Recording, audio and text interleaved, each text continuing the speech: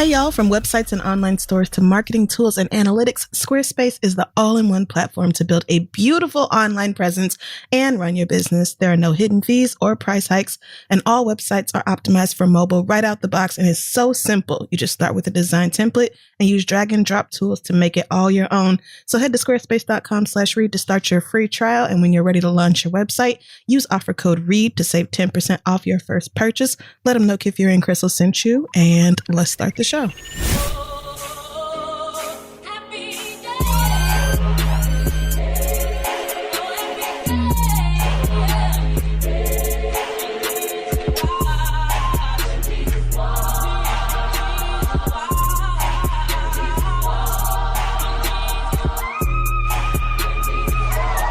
Well, hello there, old friend. New friend, enemy, all of the above. Here we are yet again. I'm Amber Ruffin.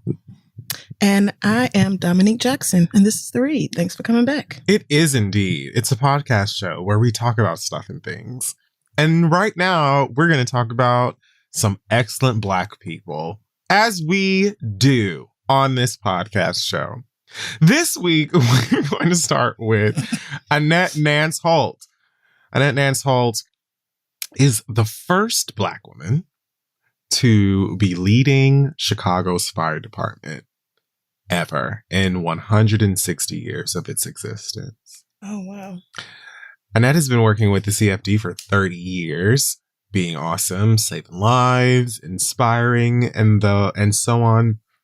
She also helped welcome a bunch of new paramedics at a graduation ceremony recently. And good old Lori Lightfoot announced that Annette Nance Holt is going to be, the new leader, HBIC, if you will, of the Chicago Fire Department, stepping in for the now retired Richard Ford. Annette is also the founder of an organization called Purpose Over Pain, which is a nonprofit that she started in an effort to support parents who've lost their children to gun violence, because that is an unfortunate tragedy that she knows all too well. She lost her 16-year-old son in 2007 after he was killed on a bus shielding a classmate from gunfire. Oh my God. So since then, she's been dedicating her hard work and community service to honoring his memory. And so now she's running things in terms of saving lives from fire. And there is also another organization called Black Fire Brigade that spoke about her and how important diversity in the fire service is right now. And that obviously Annette has the tools, the resources, the ability. They've known that because she's been working in this field for 3 decades. Right. So I thought that was awesome. Shout out to you, Annette, for doing great things. And yes, ma'am. Congratulations. Also, I wanted to send another shout out to Raven Hulk Saunders, as you may know her. I just really enjoyed the performance that she gave at the trials for the Olympics. She specializes in the shot put. And I believe that she beat her personal best record during this trial. She and fellow excellent Black Jessica Ramsey, who came in first at the trials, they're headed to Tokyo for the Olympics and all of their babbitry. Shout out to them. I'm really Black people are super taking over the Olympics this year. There've been like a couple of other names I've seen of people who've been qualifying lately. I guess trials are happening all over the place, but like Vashti Cunningham, Trayvon Bromell, Allison Felix. There's been like a lot of people that have been making the cut, I guess, to the Olympics. Yeah. And they all also most of them seem to have like really inspiring stories and stuff. So Fun Yeah, to see. it looks like Simone Biles just made it official, which, surprises literally no one. Right. But right. But I think it's official now that she's going to. But yes, I just looked up this young lady, Raven Saunders, and now I see why you called her the Hulk, because of that mask. She called that. Listen, that's her apparent nickname. Oh, yes. Okay. Yeah, well, I did not make that up for Raven at all. She knows the tea. Okay. Well, I mean, I'm impressed. You got to be pretty strong I still don't know the ins and outs of shot put. I'm not going to even pretend like I do, but I know it takes a lot of strength to hurl that little ball. So I can barely blow bubbles. Like, I don't. Let's not get started on like me and coordination. Any ability. I was never going to do anything on an Olympic level. So yeah, shout out to all the blacks. Raven just had the right energy, and she also had golds in her mouth while doing the shot put. I was just like, yes, please. Yes, please. So that's that. Shout out to all of the Black excellent folks out there, named and unnamed. Now let's move on to some garbage. This week in Hot Tops, Bottom Like a Man Too. That's TOO. I love it. We matter. Right, Lil Nas X? I don't know his position. I shouldn't say that. It's just, I mean, he must know bottoms too. Cause... All right. What so the fun BET Awards happened. The BET Awards took place this past weekend. Did you know? Not until they started, but I did watch them. I flipped back and forth between the BET Awards and the game. I did. Yes, you did. Well, I did. And I enjoyed them for the most part. Yeah, me too. I mean, it was nice. I kind of forgot that award shows can have live audiences. So right, that was weird. That was pleasant. A pleasant surprise. They still were pretty like spaced out. The girls were like, listen, no. Y'all could come in here since like things are opening back up and stuff. But it was still like, it seems like they spaced things out a bit. It wasn't as packed as a BET Awards typically would be. Right, definitely not. So I appreciated that. Let's see, what are some things that took place? Well, God's biggest hype man, Kirk Franklin, opened the show with rapper Lil Baby, and that took place. Like, I flipped away from that.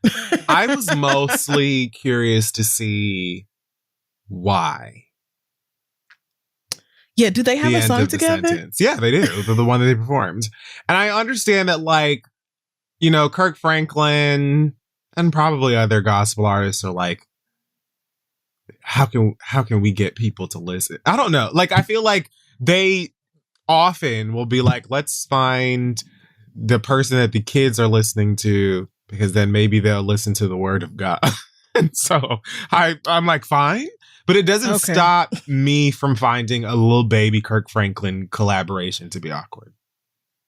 Right. I mean, and I was immediately feeling so awkward that I just turned it right off. I was like, I will come back. I mean, but this I do not need.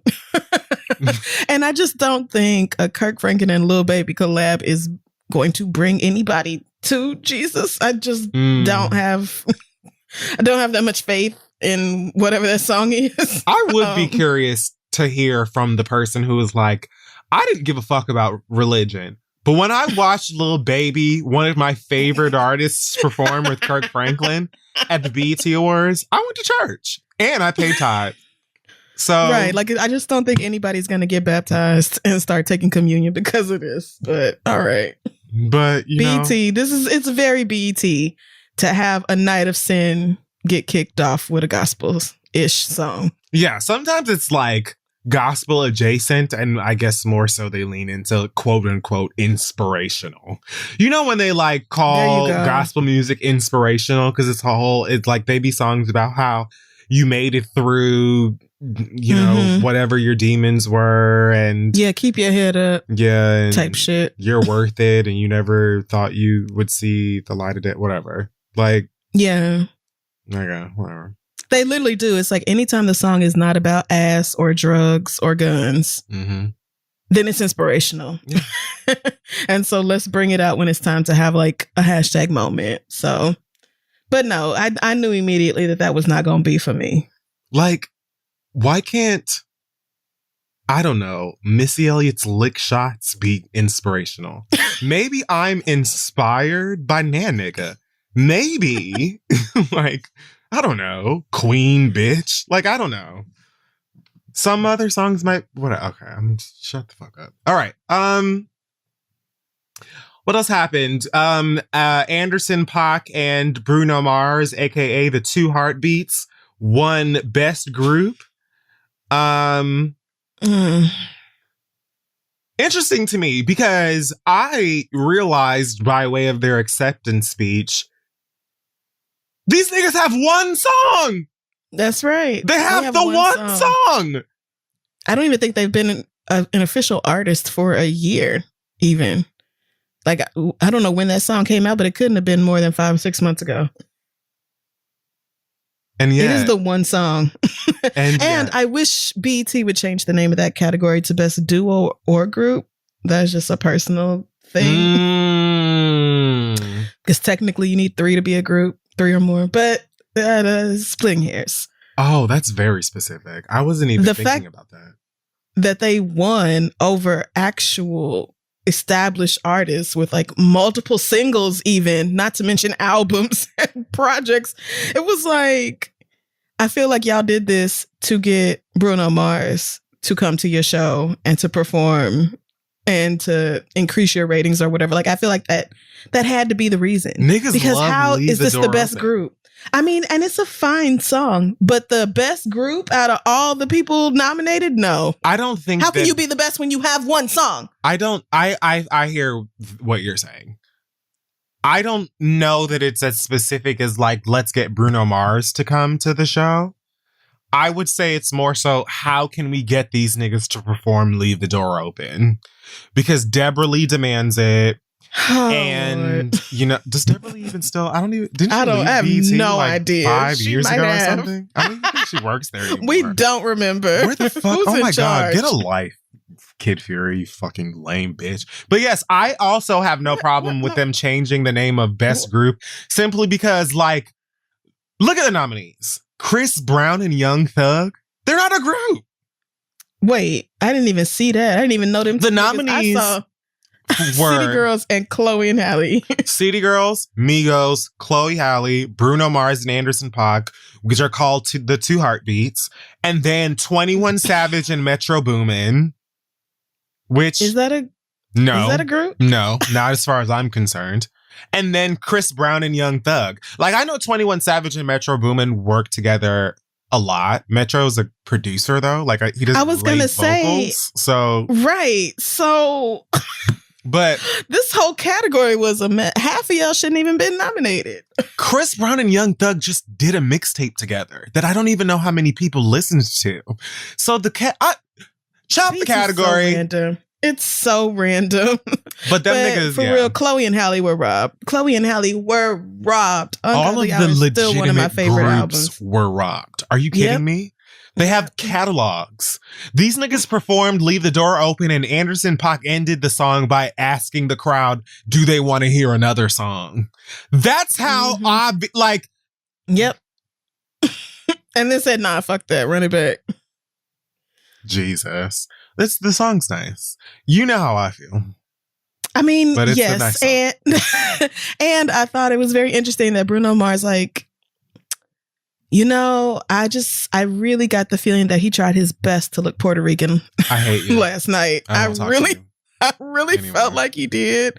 And I get it, you know. I'm sure he didn't put a texturizer or nothing in his hair. Wow. That's really his hair when it's combed out. I'm sure it is. Jesus. And that is really his little afro. Like, I get it. You're a brown boy. And so I've been giving it a lot. And the little motherfucker can sing. Like, I mean, all of the singing. So good. The cocaine has slowed down nothing. He sounds phenomenal. Oh, is he a coke dog? And fun. Are you joking? I don't fucking know. He is the coke dog. Is he? How do you not know this about Bruno? Him and The Weeknd are like, I feel like they're neck and neck. I mean, so I feel like I'm not shocked about The Weeknd, but look at Link. Sure.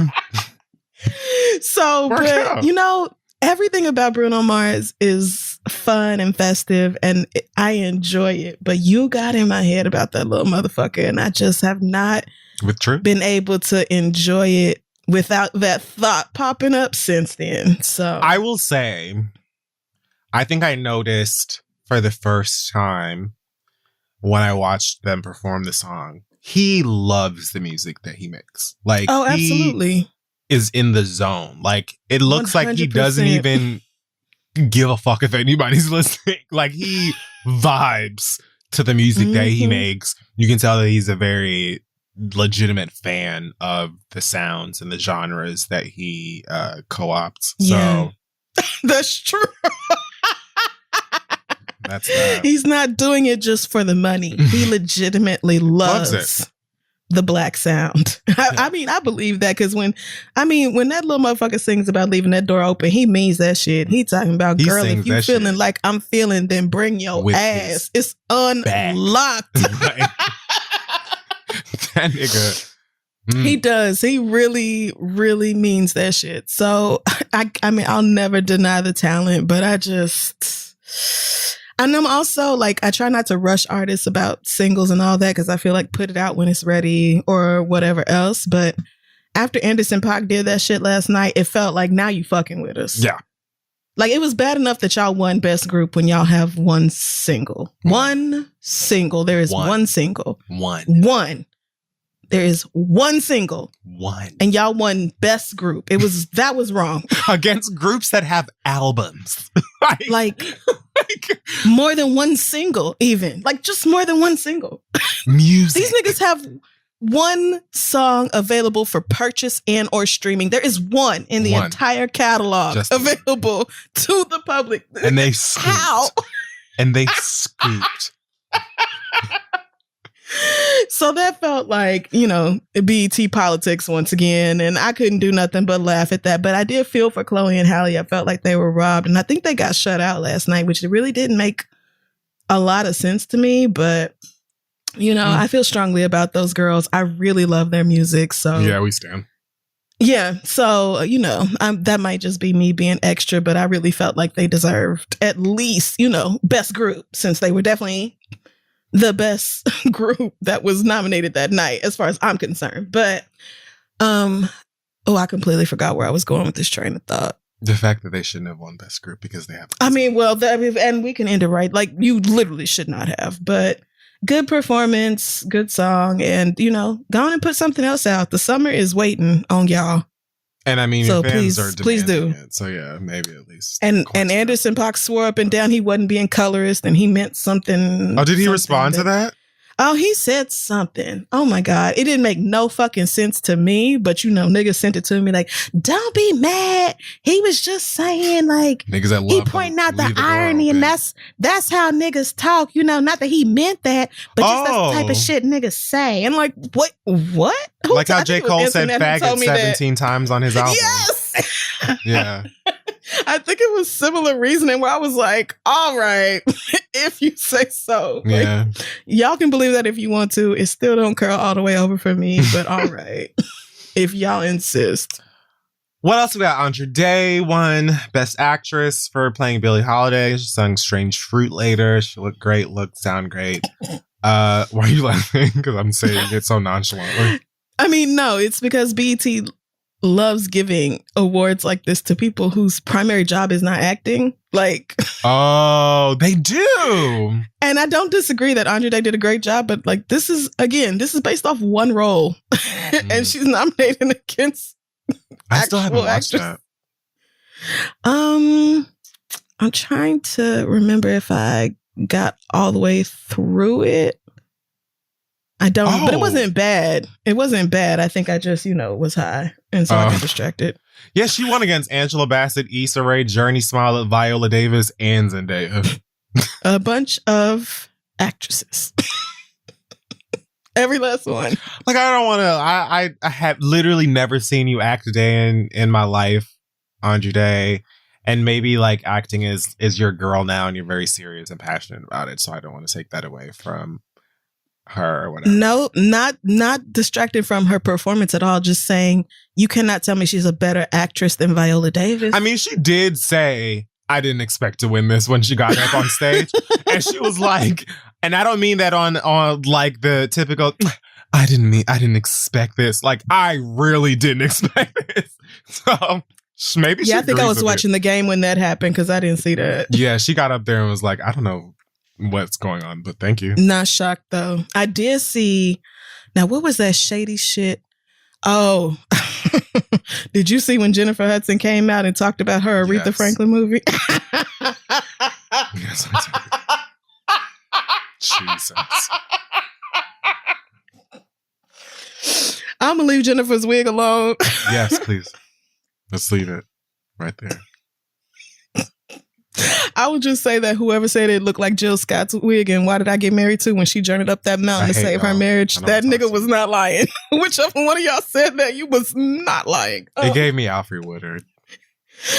But the production team immediately after Jennifer was done talking about her Aretha Franklin movie panned to, what is her name? British singer. Petite. Cynthia Erivo, who's Aretha Franklin movie. Yes, yeah.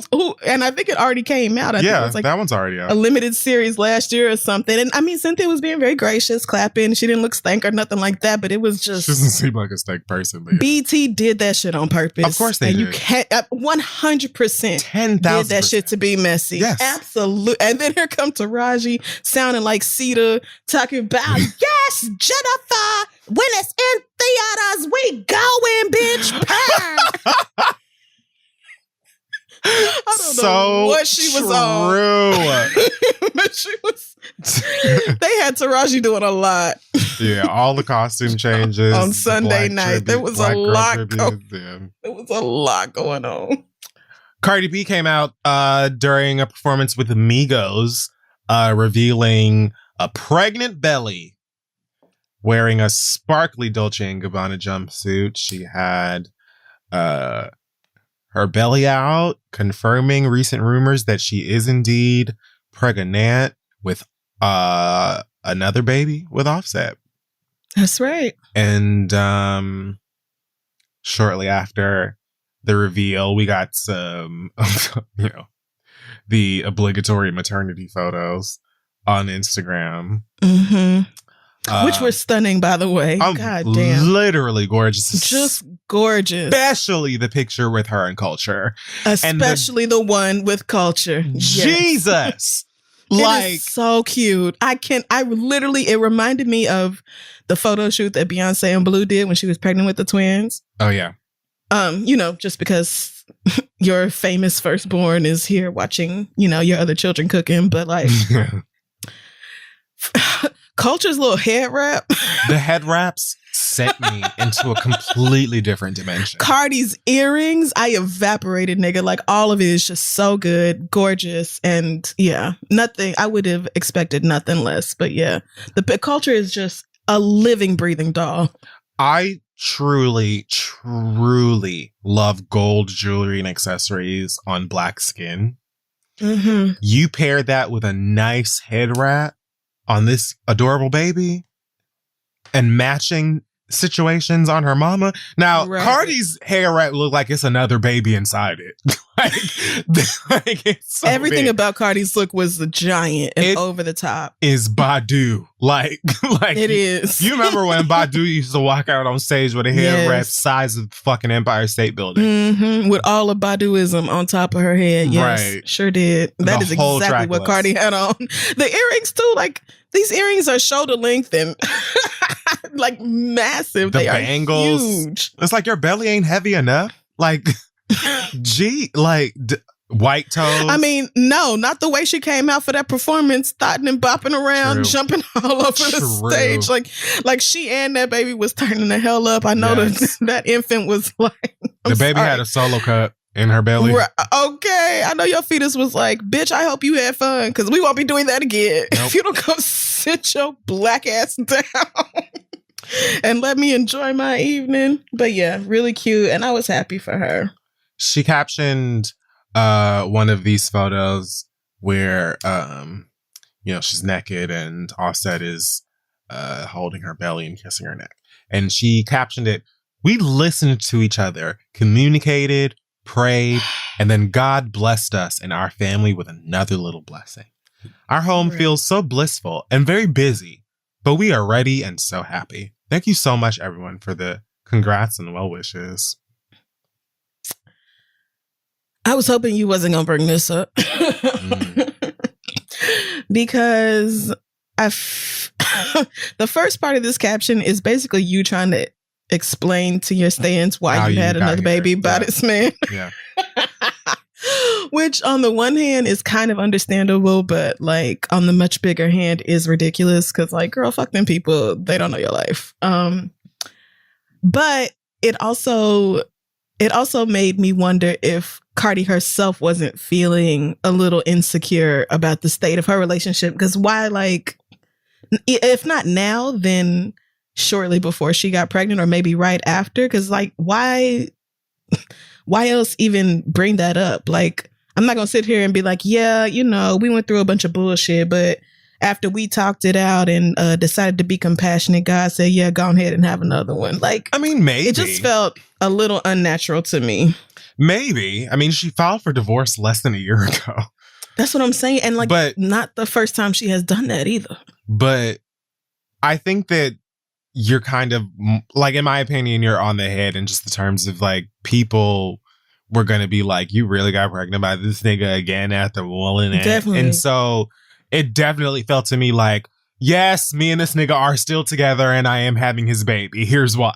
Like, that's how it felt to me. Another one. Yeah. But I am doing it. Like, okay, girl. Like, I truly didn't need an explanation. Like, I felt like when she came out after calling off that divorce and being like, look, I miss him and his dick. What do you want from me? Like, after she was that candid about it, I was like, bet, like, you're a person. Okay.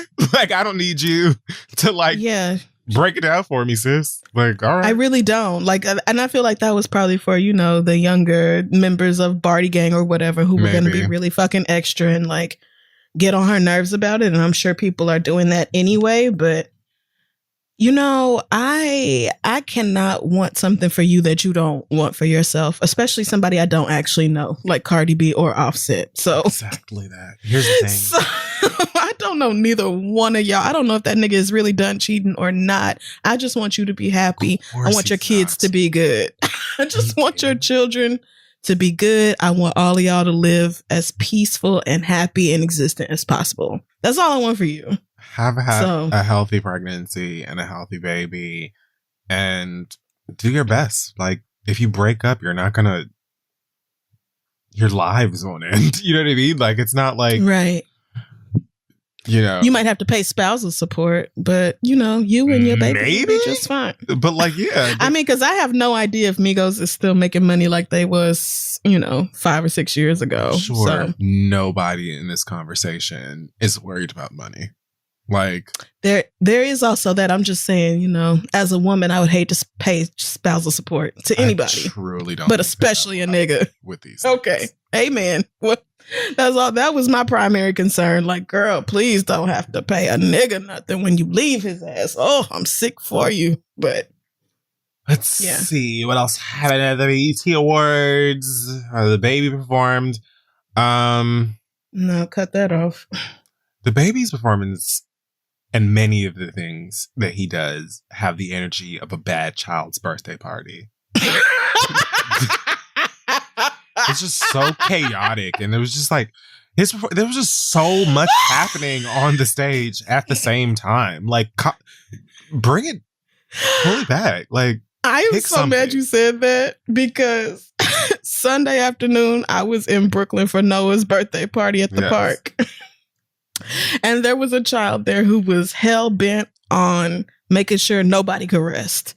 And at one point, this toddler, like, could not be older than 3, decided to just bust off running and was halfway across the park before anybody could even turn around. So when you said that, it made me think of this little baby who was just like, what I'm going to do is have fun. Yeah. And I don't care if it disrupts everybody around me because fuck all of y'all. It's about me right now. So you saying that really brought it home for me. Like, yes, there is always that child. And like, this is supposed to be a fun event. And here you are being chaotic. I love it. Keep going. It's just like a lot of unnecessary extras during a lot of the things that he does in performances and videos and stuff. And it's like, I get going, you know, the extra mile or doing fun stuff, having props or whatever. But it's like, girl, like, pick something, narrow it down. When he came out during DJ Khaled's also chaotic performance, mostly because DJ Khaled doesn't have chill. But when he came out during Khaled's performance, I don't remember. Sidebar. I'm so sorry. They don't know this. You do. Link is in the room because, and like, my fave. What did she do? I never record the podcast with Link in the room because she requires too much attention. And when I'm speaking to people, specifically on the phone or any other device, her attitude is, how dare you converse with anyone that is not me? I'm going to do the most to like regain your attention. I almost kicked her out, but I decided not to because she's been all up in my grill all day long.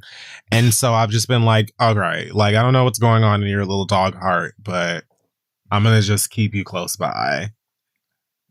This bitch just farted. And I want to throw her away right now. Just like, and she's sitting in my, or she's laying in my lap, which is another thing. It was like, I knew that she wouldn't just chill over there on the love sack or whatever, or on the couch. Yeah. Like, I knew the moment that I sat down, she was going to demand to be in my space. So you're sitting here in my lap. I don't even remember what the fuck I was talking about now because you just assaulted me. She just assaulted me. Anyway. Oh, she really is a 3-year-old. Like what the fuck is this bitch's problem? She is a human toddler.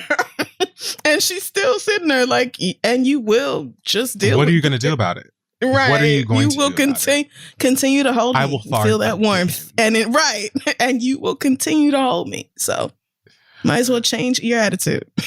The baby came out during the DJ Khaled's performance, and there's some part of his verse that says something about a contract or not signing a contract. And so he emerges from the stage with a piece of paper that just says contract on the back of it. And does nothing with it. He doesn't rip it up. He does. I guess he tosses it to the side when that line. It's just like, girl, just rap. Like it's too much. And it's funny that I say that because on the other side of things, I would like to commend Tyler, the Creator. I thought that his performance was awesome. It was really creative. I thought that it was awesome for that reason. It was creative. I loved the use of the stage and the concept of it. It was very short. It was probably the shortest performance. It was like 2 minutes long. Yeah, they had him like as like the outro to a commercial. And I'm like, give Tyler the full, like at this 45 seconds, I'm going to need more than this because he was painting a picture, constructing a story. And I just felt like it was rushed and got cut off. I mean, I haven't listened to his album yet, so I don't know how long Lumberjack the song is. But I just thought it was a pleasant. It was pleasant to look at. It was like, it was also pretty. I mean, I wouldn't know if I would. I don't know if I would say chaotic. There was a lot happening on stage, obviously. Yes, concept is that there's crazy wind blowing outside of this house, and I promise you, I don't remember whose performance it was. Maybe it was Jasmine Sullivan's. But like, I promise you, somebody else was performing later on that night, and there was a loose leaf that flew across the stage when they were performing. And I meant to go back and try and find the performance to confirm who it was so y'all can go look it up. Just do your best. But I promise you, I was watching a performance and I was like, was that one of the damn leaves? Because there was nothing else green on the stage. It just came out of nowhere. And I was like, what the fuck was that? Anyway, his performance was awesome. The Babies was not. Jasmine Sullivan won the album of the year for Hotels. Clutch Your Things. You deserved it. I loved seeing her mom on stage with her. And that was a beautiful moment. Yeah, it was. And I loved every bit of Jasmine's performance. If she don't do shit else, she is going to sing the fuck down, and it is going to be a spiritual experience every time. And then bringing Ari Lennox out too to do Sit On It or whatever that song is called. That's what I call it. Yeah. First of all, I love that song. Me too. And seeing the two of them like singing live, sharing that space together, it just made me miss concerts so fucking much. There are so many artists who have put out projects over the last like year and a half that I really fucking want to see live. And they want to show it to you live, I promise. I was blown away by Jasmine. And I fell in love with Lil Nas X's performance so much that I like immediately went and followed him on every social media platform that I have. Yeah. I loved it. Let me first say about Ari and Jasmine and that song / performance. I enjoy it extremely because of the same things. The singing is awesome and they sounded amazing and they make it look easy. But the song is also kind of funny. So there's something about it that's like mind blowing because of how great it sounds. And then at the same time, it's like they're expertly, beautifully singing about how they want to sit on it. And there's some line where Jasmine says something like, where she said, little bow-legged hood nigga with a 9-inch or something. There's just lyrics to it that makes me smile because I'm childish. So I get a lot of pleasure out of that along with their talent. Now, Little Nasir X. Go ahead. You loved it, huh? Me? Did you? I did. I really loved his performance. I loved the mass of gays doing choreography in the background. I love the kiss fake out that he did before the real kiss. And then, I don't like seeing people kiss. And that goes for everybody, especially straights.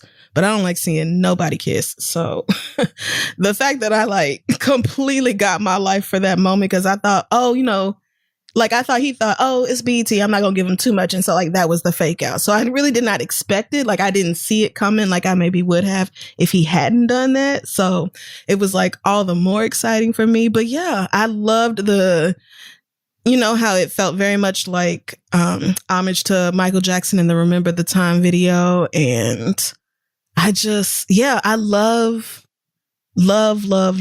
seeing this young generation of gays be so much more free than my generation of young influential gays were, 15 years ago. Like even just 15 years ago, so much has changed. And I just love seeing this young gay boy have this stage and BET finally listening to us about bringing more gay shit and queer shit and trans shit into the BET Awards. Like, stop acting like we're not here. And it's Pride Month and Black Music Month.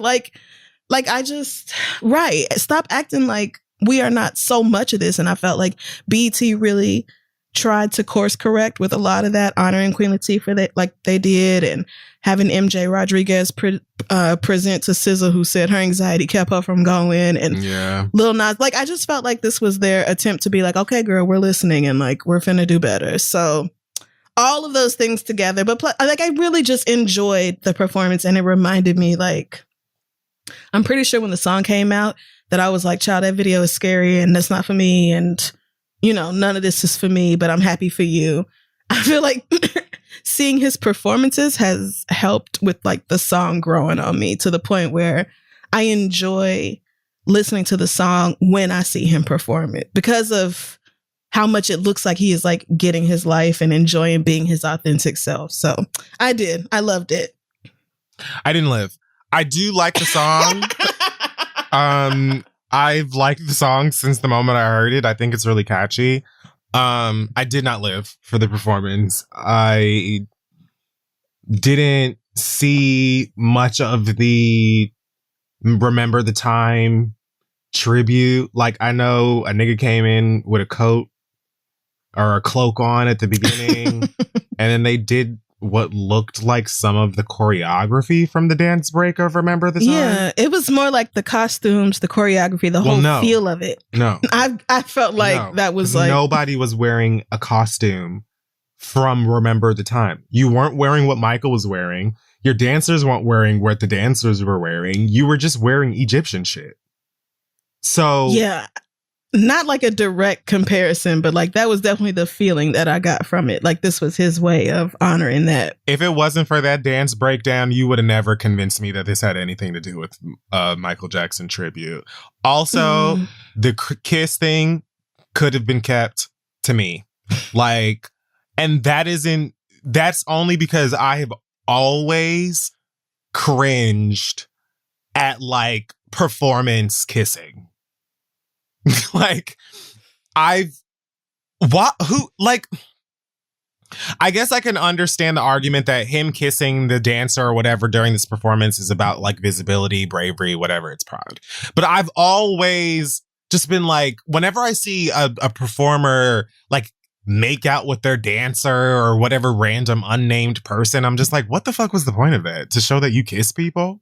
Like, if it was your partner that you're on stage with, that you kiss. Like, for instance, if Beyonce kisses Jay-Z on stage, they married. Like, that makes sense. You kiss that person outside of work, right? So, like, that makes... Okay. But, like, you kissing this random nigga that was dancing with you on stage is just like, oh, like, you want it to be like, look, guys, I kissed that person. It made me think of, like, when Madonna kissed Christina Aguilera and Britney Spears at the VMAs.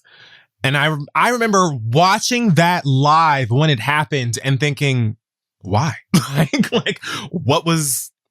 it didn't upset me. I wasn't offended. To get the people talking. Like, but I think it's literally for like you said, it's literally the performance of it. I just find that type of shit to be unnecessary, personally. But, you know, egg your toast. What? That doesn't make any sense. Like what I just said. I have... no idea what that was. Yeah, I had fun with it. I had a good time. Who I was severely underwhelmed by was the City Girls. I just was. I'm sorry. And JT more than Young Miami. I thought that City Girls' performance was a bit awkward in places. It feels like they might have been a bit nervous.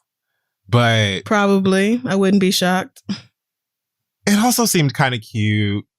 I don't know. I just think they're cute.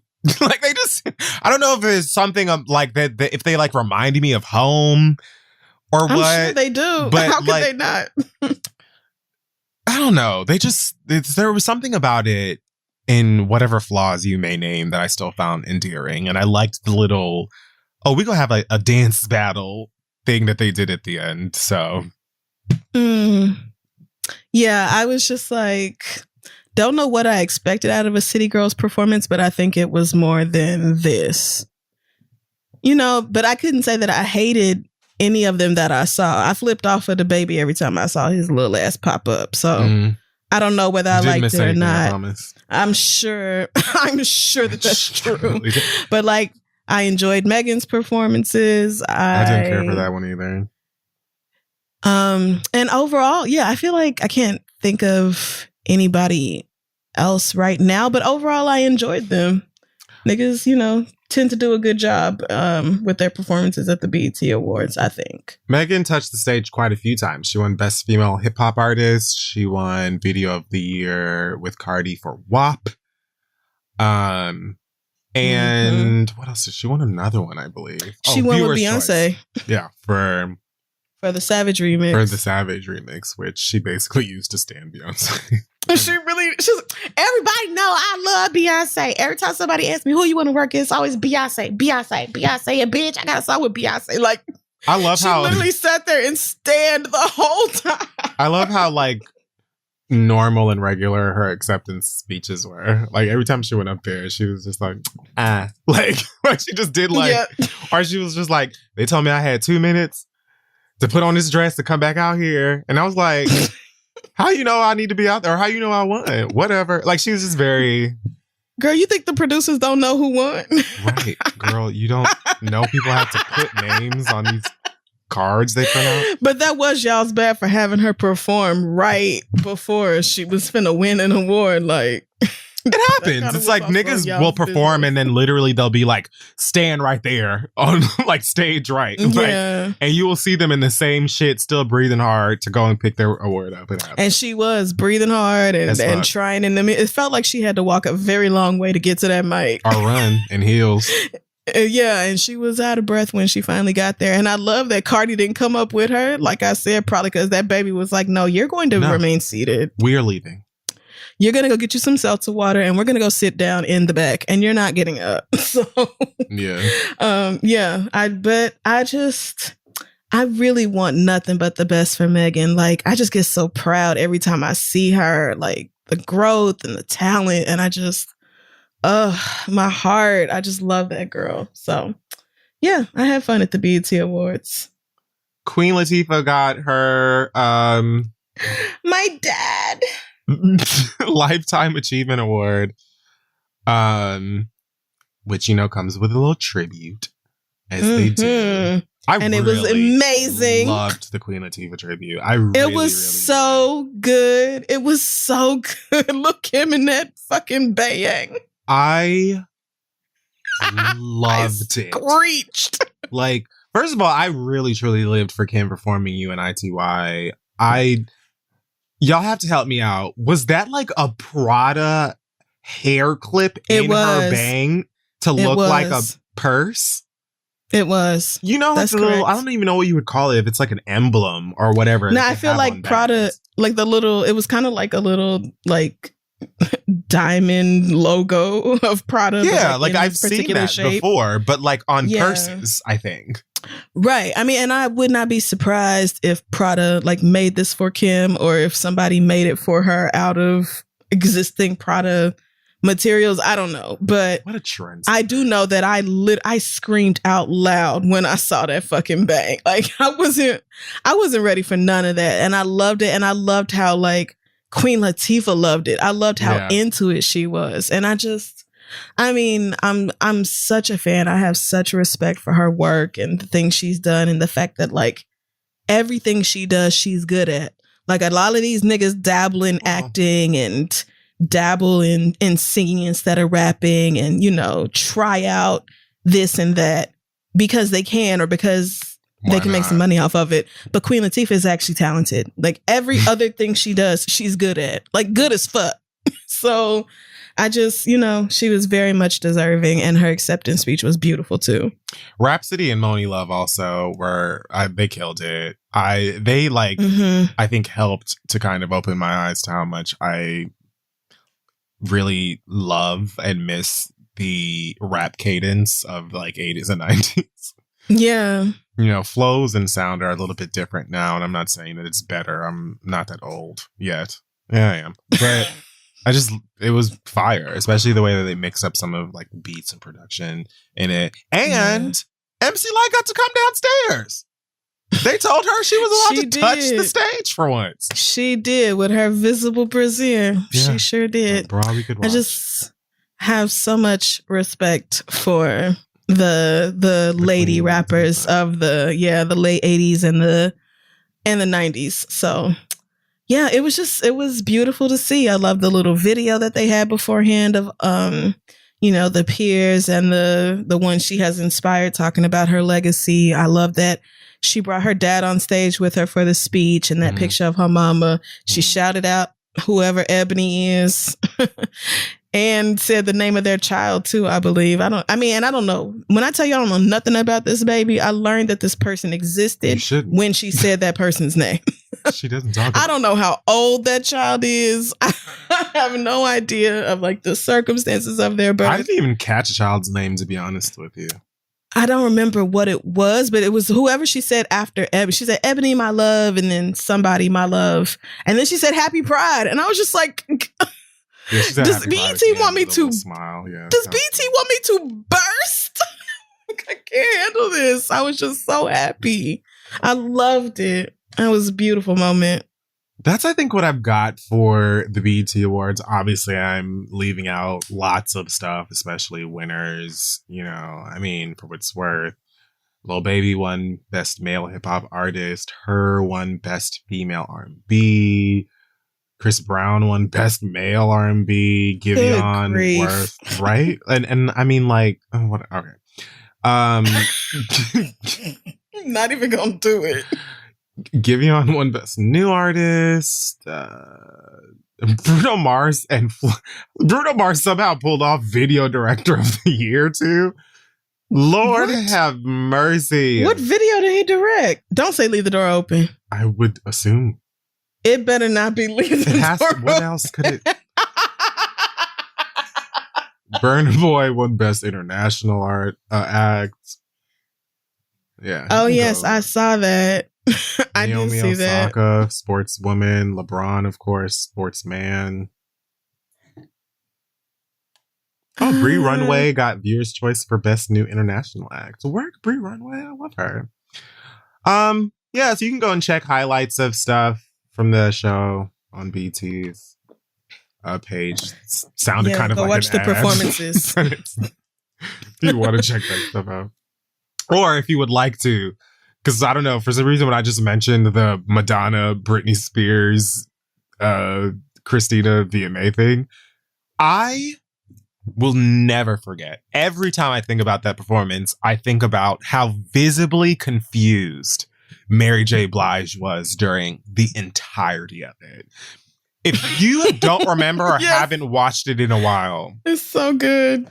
Mary was looking at them bitches like, what the fuck in the are they doing? Fuck is this? Yes, the whole time. It was hilarious. That's the BET Awards. Oh, Lil' Kim also mentioned at the BET Awards during, I think, the pre-show, she was being interviewed by DJ Envy, who asked her if she would do a versus. She said yes. When asked who she would do a versus against, with, I mean, zero hesitation, not a missed beat, she said Nicki's name. Oh, really? Oh, immediately. She said Nicki. Wow. Oh, shit. And Envy was like, really? Wow, I would love to see that. And she said, yes, me too. I lived.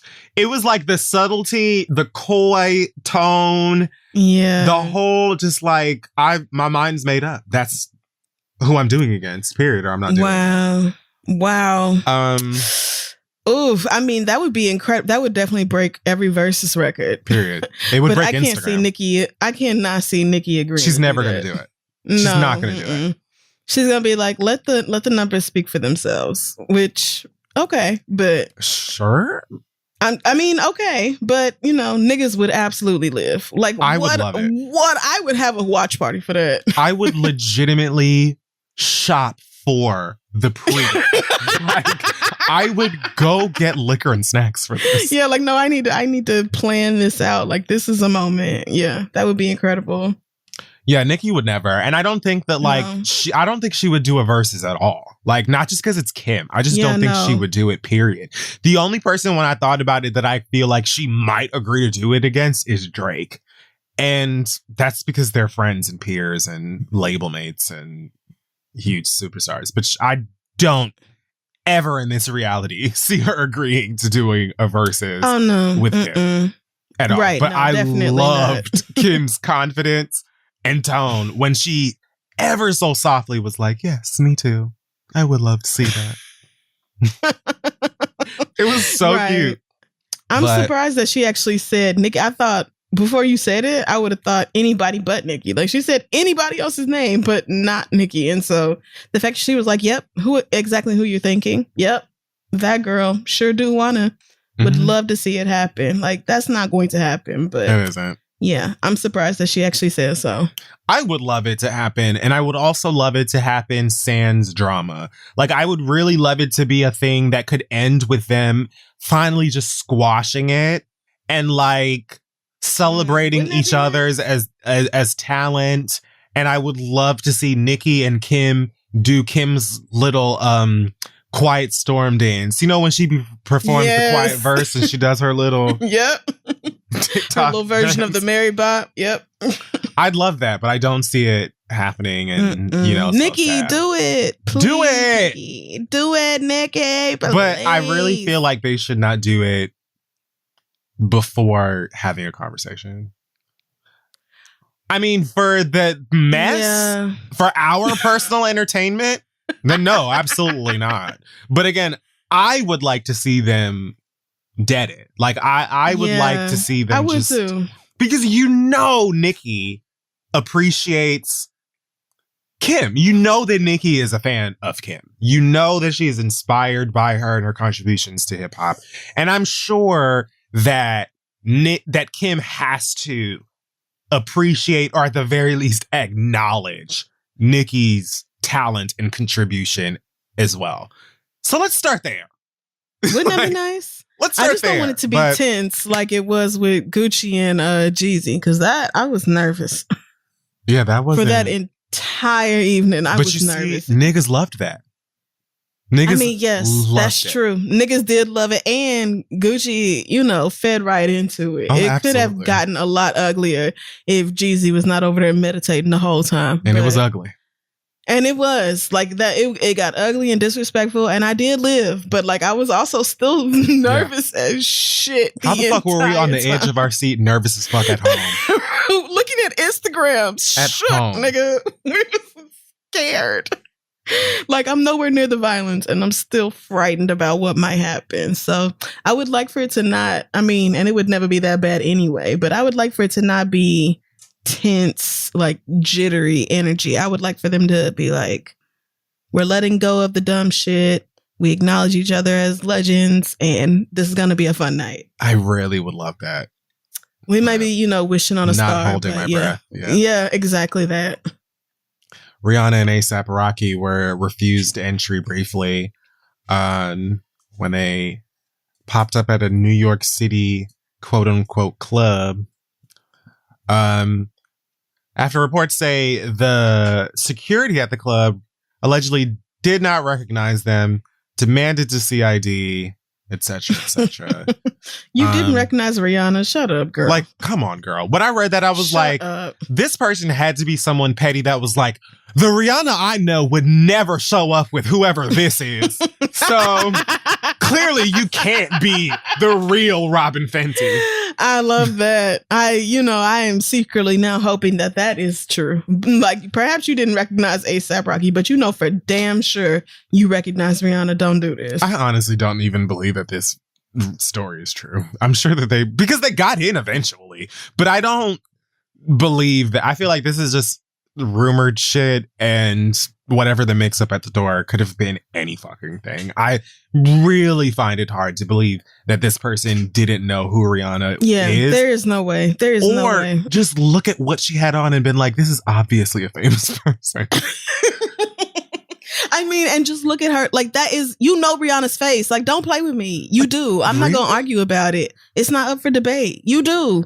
You work the door at a club in New York City and you expect me to believe you don't know what Rihanna looks like? Like, tell me another lie, girl, because this one is not well thought out at all. It's just no way in the world. About this story was that when I read it, the headline was like, Rihanna and A$AP Rocky denied club entry or something like that.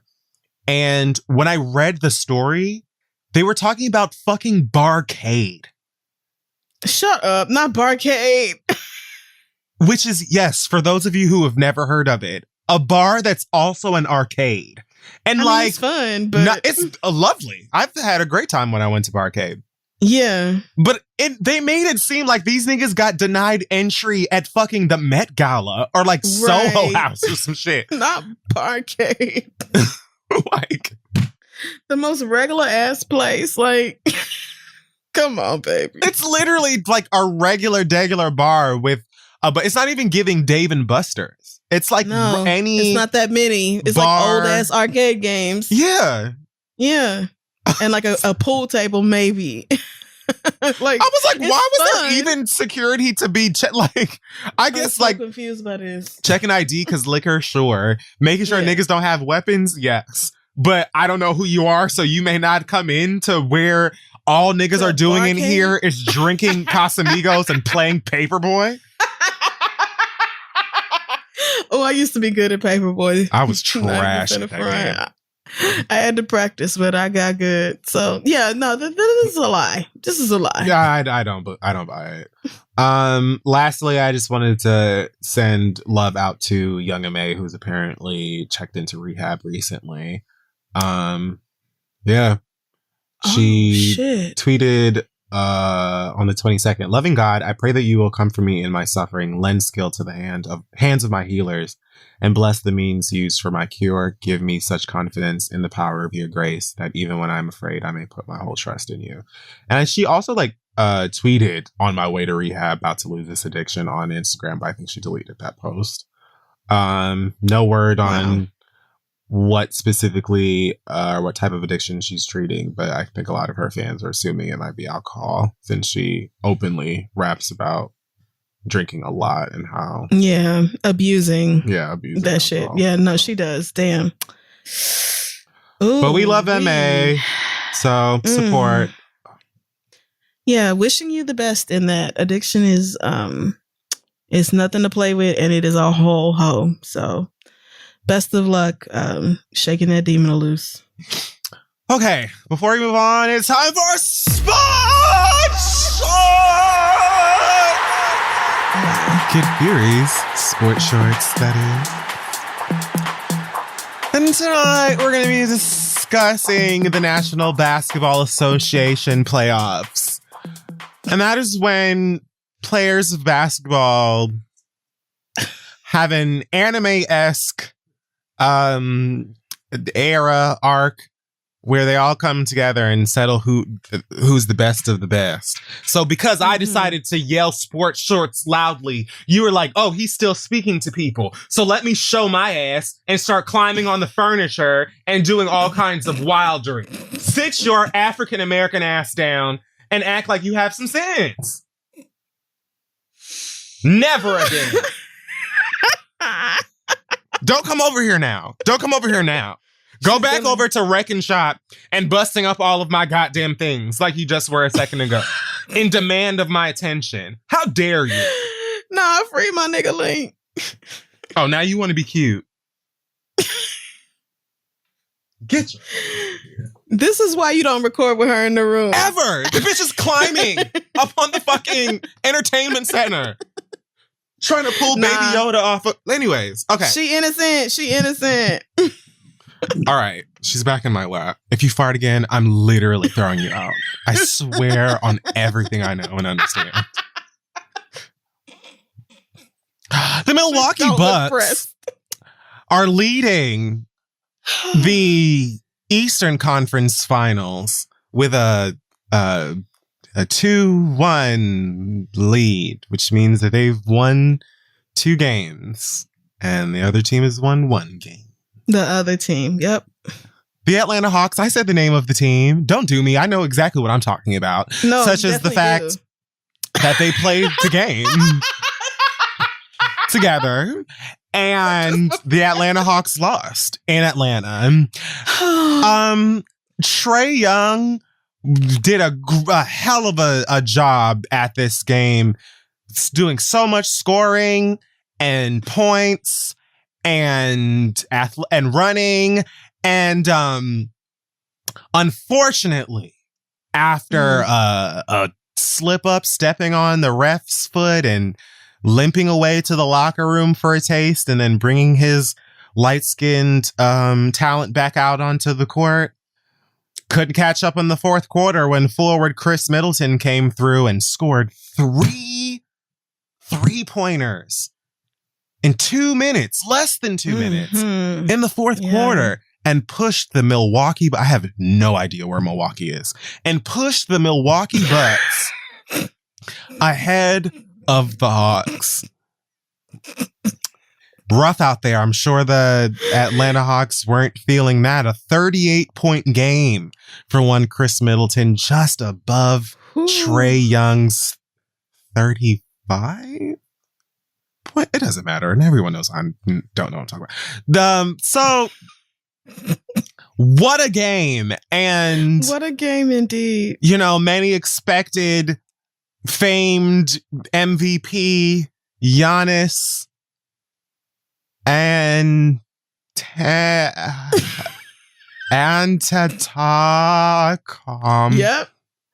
Yep. Compo. They expected for him to take things over, but what the Milwaukee Bucks possess and what they super possessed that night was teamwork, synchronicity, that, and synergism and talent. And so the playoff final conferences have many games before they choose whoever wins the most. And so keep your eyes peeled, sports fans, for more, because it's not over until the last fat hawk sings. And then on the west side of things, because there's the east and then the west, and then they meet in the middle. What? The West Coast, looking great for the Suns, because they're leading the West Finals 3-2 right now. What did you think about the game that just finished tonight? Powerful.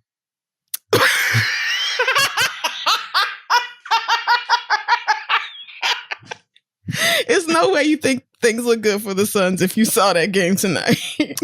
Tonight's game was, a bit shaky for the Suns. I feel like hopefully it's something that lit a fire underneath them. A sun-like fire, if you will. Powerful. And that,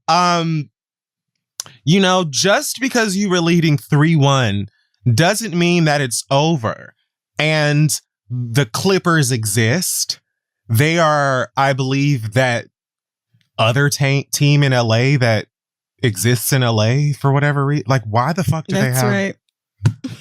Just pick one. Teams, like, why do you don't know the answer to that? And the Lakers are like extremely worldwide famous. What is the Clippers It's do? true. The Suns do only have to win one more, but I think everybody expected them to close it out at home. So the fact that they didn't is just like, oh, girl. I knew that. We'll see. Yeah, I'm sure you did know that game was played in Phoenix. I'm sure you did. And Everything you didn't just about learn it. that when I said it. Yeah, of course not. What are you talking about? I'm a sports analyst. It's your actual job. Please, I know. it is what I do. And so, girls, we're having a great time over here analyzing the sports. So much ball and pass and pump fake and screens and halftime. That's right. There was also a halftime. See you girls at the finals. Well, we'll discuss more. And my personal prediction for the finals will be that it will be the Wombats versus the Stars. Okay. Thank you guys so much. This has been another Sports Shorts with expert knowledge and information. You're also welcome. This is what I do because of passion. With that, we're going to take a break and then we'll come back and listen to your drama. Hey, y'all, this episode is being sponsored by Skillshare. All of us have the ability to create and be creators, whether you last picked up a paintbrush or instrument yesterday, or when you were in grade school, like me. You can still explore your creativity and be inspired. And hell, who isn't looking for some new fun thing to brush up on or something new that you can learn and perfect and show off to your friends? Whether you're a dabbler or a pro or just trying to find a new hobby, you're creative, discover what you can make with classes for every skill level. Experience real improvement with hands-on projects and classes designed for real life. And Skillshare is also incredibly affordable, especially when compared to pricey in-person classes and workshops. An annual subscription is less than $10 a month. So check them out.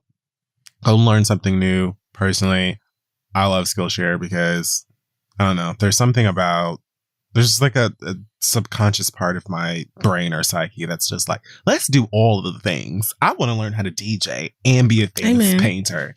And also, like, I don't know, scuba dive. So whether you're going to go out in the world and actually, start digging up fossils or whatever you learned on Skillshare. It's nice to have a talent or a skill in your pocket. So explore your creativity at Skillshare.com/theread and get a 1 month free trial of premium membership. That's 1 month of premium membership at Skillshare.com/theread. Check them out. Let's get back to the show. Okay, folks, it's time for your listener letters. It sure is. Send your questions to asktheread@gmail.com. We may read them aloud on the show. The first letter this week comes from Freya, who says, I've been in therapy for a while, and after an excruciating period of self-revelation, I've been able to recognize all the ways I have been wrong and replayed unhealthy patterns in my relationship, and I'm working through all of it to be a better version of myself. Hold on for me real quick. No, don't pause the audio. Oh, okay. Pause that. Get out. She farted again. This bitch farted again. Are you nervous? Are you okay? Like, are you all right, bitch? Like, she looked back at her ass this time too. Like, she was like, she farted and then like looked back like, oof. Like, even you're not putting her out. You are not putting her out. I know you're not. I love this fucking idiot. Okay, go ahead. Okay. I only went to therapy after my most recent relationship of 2 years ended, and with some humility, I've realized all the ways I contributed to the ruin of our relationship. I broke up with her out of the blue when I was in a dark place mentally. I didn't say anything wild or cheat on her, but I had been difficult, had poor boundaries with one of my exes, and I didn't listen as well as I could have sometimes. I know that she was really invested in the relationship and that I really hurt her. She's a Virgo, so when her heart is set, she's not fucking around, and at the moment, she is not speaking to me at all. I bet. Yeah. I love her more than anyone I've ever met, and I've never felt a spark like this with anyone before. When things were good, we were really happy, which I'd never experienced before, and genuinely supported each other. Loving her and the feeling of losing her is what actually prompted me to seek therapy. My question is, do you think there's any way I could win her back now that I am doing the work to be better? What would y'all do if you were me? Do you think you sometimes meet people so that they impact you so deeply that you change for the better, but that doesn't necessarily mean that they are meant for you? Please help. I'm not sure what to do. Thanks, Freya. Well, all right, Freya, I do think that. Yes, I do think that sometimes you are, you do cross paths with people, enter relationships with people, for however long, because you're meant to learn something about yourself and apply that to yourself. And it doesn't have to be applied with that person by your side. Sometimes it is just for you to learn better, do better, see better, etc. And honestly, I think that you should probably just let her move on and have her damn peace. Respect those boundaries, since you couldn't respect the boundaries with your ex. Yeah, I just feel like rehabilitation feels like an extreme word for this, but I can't think of a different one. But like, you know, working on yourself, self-improvement it feels like less legitimate when the desire to get back the thing you lost for lack of it is discussed or highlighted or focused on. Does that make sense? Like, if you show and prove with your actions and somehow she notices it and you naturally, organically speak again and come back together, lucky you, good for you, you know, great. But I don't think that you should be doing any of this with the intention or whatever of getting back with her. I think that you should learn. I don't know if you've done the mid 2000s rom-com lesbian thing of sending an email. I mean, if she's anything like me, then your email address is blocked. I mean, well, I didn't say she was going to receive it. but, you know, it might be good for you to write it out. Yeah, it could be even a thing where you just write it on a piece of paper and you even send it to her. But I think personally, leave her alone. work on you. You have the possibility, the ability to find another relationship, another love, and it'd be better and healthy because of the work you should be doing on yourself. Yeah, I agree. And I think this point that you made, Freya, about like sometimes you meet people and they just have an impact on you and it can be, you know, life changing, but that doesn't mean you're meant to be together. I think that is very true. Not necessarily that was her purpose for your life, because that's pretty shitty for her. Right. Like, hey girl, sorry that you had to go through a bunch of bullshit, but it was so that somebody else could grow. Like, no, fuck that. But I think that is a lesson for you to take here. Like, let me work on myself, and you being in therapy and all that is great. I just don't think that you need to be worried about whether you can win her back. Like, is it possible? Maybe. That kind of depends on where she is with her own like sense of self and her own therapy journey, or her level of ability to tolerate shit from niggas. Like, that depends a lot on her. But I don't think it's something you should be aiming to do. I think you should really be worried about yourself right now.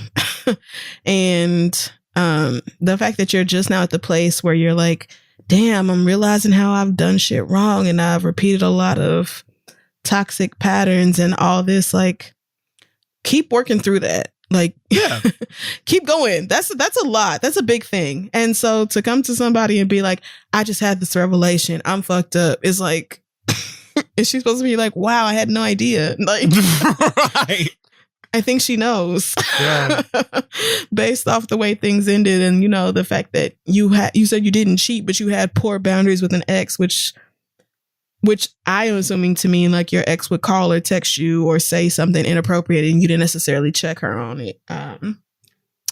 So yeah, I think you should work through that, because that might just be the beginning of the things that you start to realize or whatever. So yeah, I think if Yuri's idea of an email is good, and you can even send it if you want to, but maybe I think it might be better for you to just write out what you would love to say to her if y'all were in a place where y'all were like willing to sit down and hear each other out about this. And that might, you know, be cathartic enough. Because if you send it, then you might start to get stressed out about whether she saw it. Is she going to email me back? Like searching for read receipts or whatever. Like, you might start focusing more on getting her back and less on your growth. And I think that's really where you need to focus your energy on just being a better you. For the record, I think you should leave this girl alone completely. But like, yeah, that's the best idea. Do reach out to her. I think an email could be good, and hopefully it does not include any mention of getting back together, and it can just be accountability, apology, peace. Yeah. Because, like, also, I feel like people in this position have a habit of, like, doing this work. I'm going to go to therapy. I'm going to talk to the lady. I swear. I'm going to do it this time. And then if they do get back with that person, they fall back into the same habits that they did before. And you realize that the trouble wasn't really that, or you didn't really realize things you needed to improve on. You were kind of doing damage control because I left your ass. And you were like, oh, no, crisis alert. This motherfucker's leaving. We can't have that. And so you do what you feel like you need to do to get back here. But does any of that work stick around? Right. Especially because you said this is like your first healthy relationship. So yeah, you probably are feeling a little sick that you ended something that was so, you know, beneficial for you. But yeah, I think you still need to work through that. And if she contacts you, then okay, you have your letter ready or whatever and all the things you want to say, but it's probably for the best that you work through the things you have to work through, because breaking unhealthy patterns is incredibly difficult work. And you've put this girl through enough. So agreed. But good luck with your therapy journey. I know it gets hard sometimes. Let's move on. This next one comes from Ryan, who is a woman, but her name is Ryan. I love the name Ryan for girls. Me too. So Ryan says, I was best friends with a man named Adam for 6 years before he enlisted in the Marines. He quickly rose in the ranks, and 3 years ago, he came home from deployment to visit. During the 2 weeks that we hung out, I became pregnant with his kid. Oh, right. Okay. When I found out that I was pregnant 9 weeks later, we spoke over Skype, and he outright told me that he didn't want to have children and that it was a bad time for him to have kids because his career and serving the country came first. He said that he would wire me some abortion money, but I told him that I couldn't go through with that and that I was having the baby. He said fine and told me not to put his name on the baby's birth certificate and that he didn't want anything to do with us and told me not to beg him for money in the future. That was the last time I heard from him. Really do this? They do. Okay. Every day. I ended up having my son and raising him as a single mother, although I have a wonderful tribe around me. My son and I live a happy and comfortable life. 3 weeks ago, I got an email from Adam. Oh my God, I know where this is going. I'm sorry. I think. You do? I think. I might be wrong. I'm often wrong. He was medically discharged from the Marines after he was injured in combat and had to have his leg amputated. Jesus. Well, I didn't see that part coming. He moved back to our city and said that almost dying has given him a new outlook on life. And in what he thought were his last moments, his mind went to how he has a kid out there who has never known him. Adam now wants to get to know his child and has offered to pay child support. But here's the thing. While I do have empathy for his situation, I am a little bitter. The conversation that went down between us left a bad taste in my mouth, and I'm conflicted. Mostly because I don't want Adam to come into my son's life just to build a bond and then leave or something and decide that having a son is too much for him. I just need some advice. Do y'all think I'm being awful or selfish about this whole situation? Should I just suck it up and give him the opportunity to be a father and keep my feelings out of it altogether? Thanks, Ryan. Well, Ryan, I don't think you're being awful. I think you might be being a little selfish. I totally understand how you, I can't say I understand how you feel. I respect you being bitter or feeling bitter about it. Like, I just like, you make a child together and you're just like, no. And not only no, I'm not going to do anything about that. Don't put my name on that nigga's birth certificate. Don't call me about him. I'm not gonna give you any money. I'm not helping you. It's just like, like, every day they do it. Every day. And that's the ones that actually say something about it and don't just like disappear. Right. Yeah, it sucks that he lost his leg and stuff like that, which it's like so crazy to me that he's like, I'm not taking care of no baby because this country comes first. And it's like, America comes first? Are you sure? Now you have one leg because of whatever pointless bullshit fighting, I guess, is. Anyway. Yeah. Whatever dumb shit America put you through. I totally understand and respect how you feel about being bitter with this nigga. And I think that there are probably plenty other people who have been parenting alone or single moms and dads, maybe, who have had similar issues with parents who decide to come along afterwards and being a part of their child's life. And I also big heard when you were like, I don't want to risk him popping in and then popping out of my son's life again. So yeah, I respect that as well. And I guess the reason I brought up like other parents who may have gone through this is because I'm sure that there are like certain procedures or processes that some have when it comes to co-parenting with somebody that you want to punch in the face.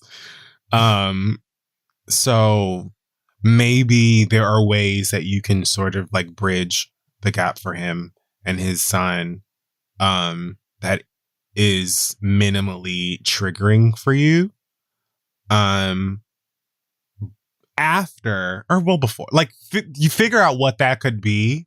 And I think that if you haven't already, you need to have a conversation for clarity with him, just in terms of what you expect, what you demand as this kid's mom, and that you ain't playing, basically. That's it. Right. I think I would take it real slow with this. Like, I wouldn't necessarily force it into the courts just because, I would rather avoid all that drama unless it's absolutely necessary. Most would, yeah. And biologically, this is his child. Legally, he does have a right to be in this baby's life. So I would just start with like laying down some really strong ground rules and being like, if you think you're going to like come into my son's life and be introduced as his father, you definitely going to have to prove your worth to me. Like, you not just coming to get him and take him somewhere for however long, like that's not happening. You coming over here and I'm watching the way you engage with him and whether he's comfortable with, like, I'm going to watch y'all build a relationship before I trust you to do anything more than that. Because this is my baby that you said you didn't give a fuck about. You said don't put my name on the damn birth certificate and you wasn't never going to do shit about it. Not like that's what you said about my baby. If you had it your way, my son wouldn't exist. He wouldn't even be here if we went with your plan.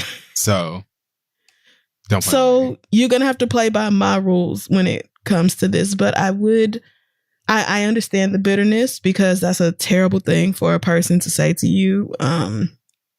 Like, men don't have to be excited when the women that they had sex with get pregnant, but to be like, well, if you don't have an abortion, then I'm never speaking to you again and fuck you and that baby and don't say shit to me about him. Like, that, what? Like, that is too much. There is a middle ground there. Exactly. Like, I don't there expect is a middle ground. You don't have to be hateful. I don't expect that every new parent, does backflips and are like, this is the perfect time. Yep. They're fucking expensive and a lot of work and require, like a ton of adjustment in movie. Like, yeah, like you said, I don't expect that every dad is just going to be excited. You don't have to be, but but that was too much. Yeah, like you can at the very least be understanding and respectful and supportive. Yeah, and if he really wants to be in this child's life, then he will know that you are being beyond reasonable considering the things that he said. Because you could make this very difficult and very expensive for him. Many do for less. So, right. So the fact that you are even giving him the opportunity, I think he should be grateful for it. I agree. And he should be trying to impress you with his ability to parent this child. So, I would say, I wouldn't make it easy on him, but I also wouldn't make it impossible. And I wouldn't take it so far as to like get a judge or lawyers involved unless I absolutely had to. And if you break my baby's heart, I'm putting your ass on child support. Please believe it. It's happening. I didn't have to put you on the birth certificate for that to be true. A simple Dana test will clear all this right up. A Dana test.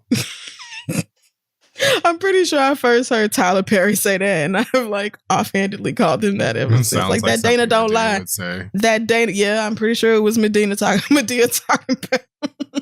Dana said, "Corey, that's your daddy." Like, yeah, that sounds so something like that. I'm pretty sure that's where I heard it. But yes, like I didn't have to put you on the birth certificate to put you on child support. That didn't have to happen because you are the pappy. So like. Mm-hmm. Swallow the bitterness where you can. Definitely get in your group chat if you have a mommy group chat or even just your homegirls and be like, here go this nigga. Like, your friends love to shit on niggas with you. So like they should.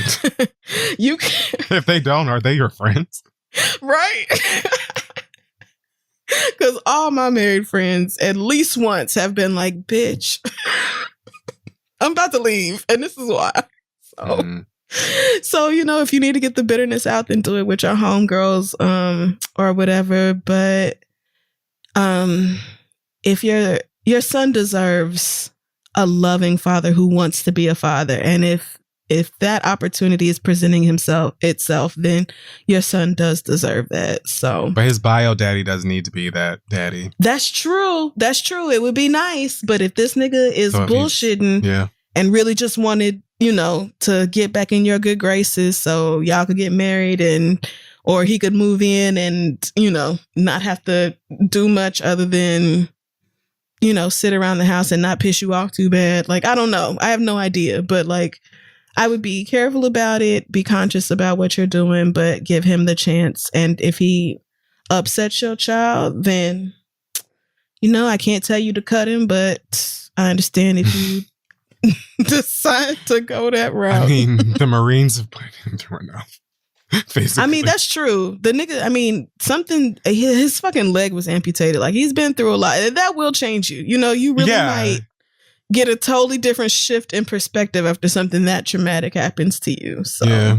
Typically, it's just niggas getting arrested that it's like, oh, now I see the light. But yeah. Like, I would also make it super clear, like, I'm not interested in a relationship with you. I'm interested in whether you can be a good son to... I'm a good father to our son. Like, I would make that super clear with him. Like, don't come over here making googly eyes at me ever at all for any reason. Come over here with the intention of being a father. Don't come over here.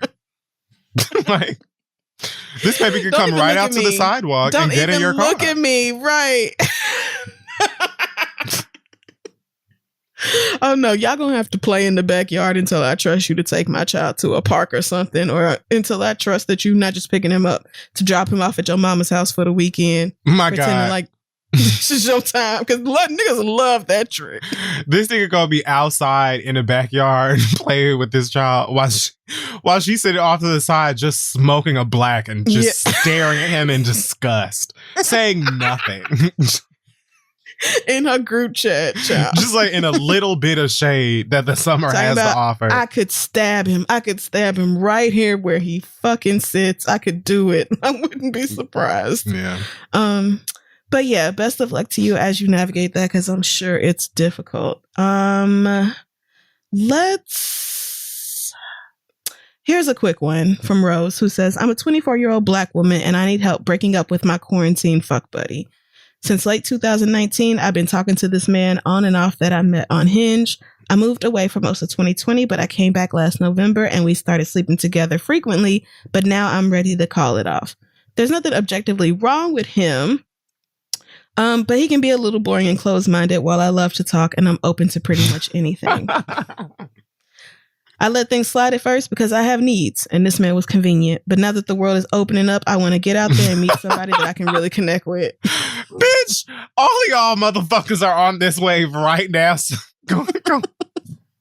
I've never had to end things with someone before, so how do I let him know that I'm done without being an asshole? Any advice on how and when to end things is greatly appreciated. Thanks, Rose. I know motherfuckers just popped out a notebook for this question because I promise that y'all motherfuckers are starting to see niggas' full faces again. Oh yeah. And they're like, what have I been settling for? This Jesus pussy has options. Yes. Right. I didn't know that fuck buddies required breaking up, but I guess. I mean, y'all been sleeping together since late 2019, so you might have to officially break it off just because y'all been doing it for so long. But like, I felt like fuck buddy implies that your connection is like lacks strings. You know what I mean? It's based in sex. So I mean, that's true. It may not be. I just have a feeling this is more like a situationship than a fuck buddy. Okay, maybe you need to be a little more damn specific.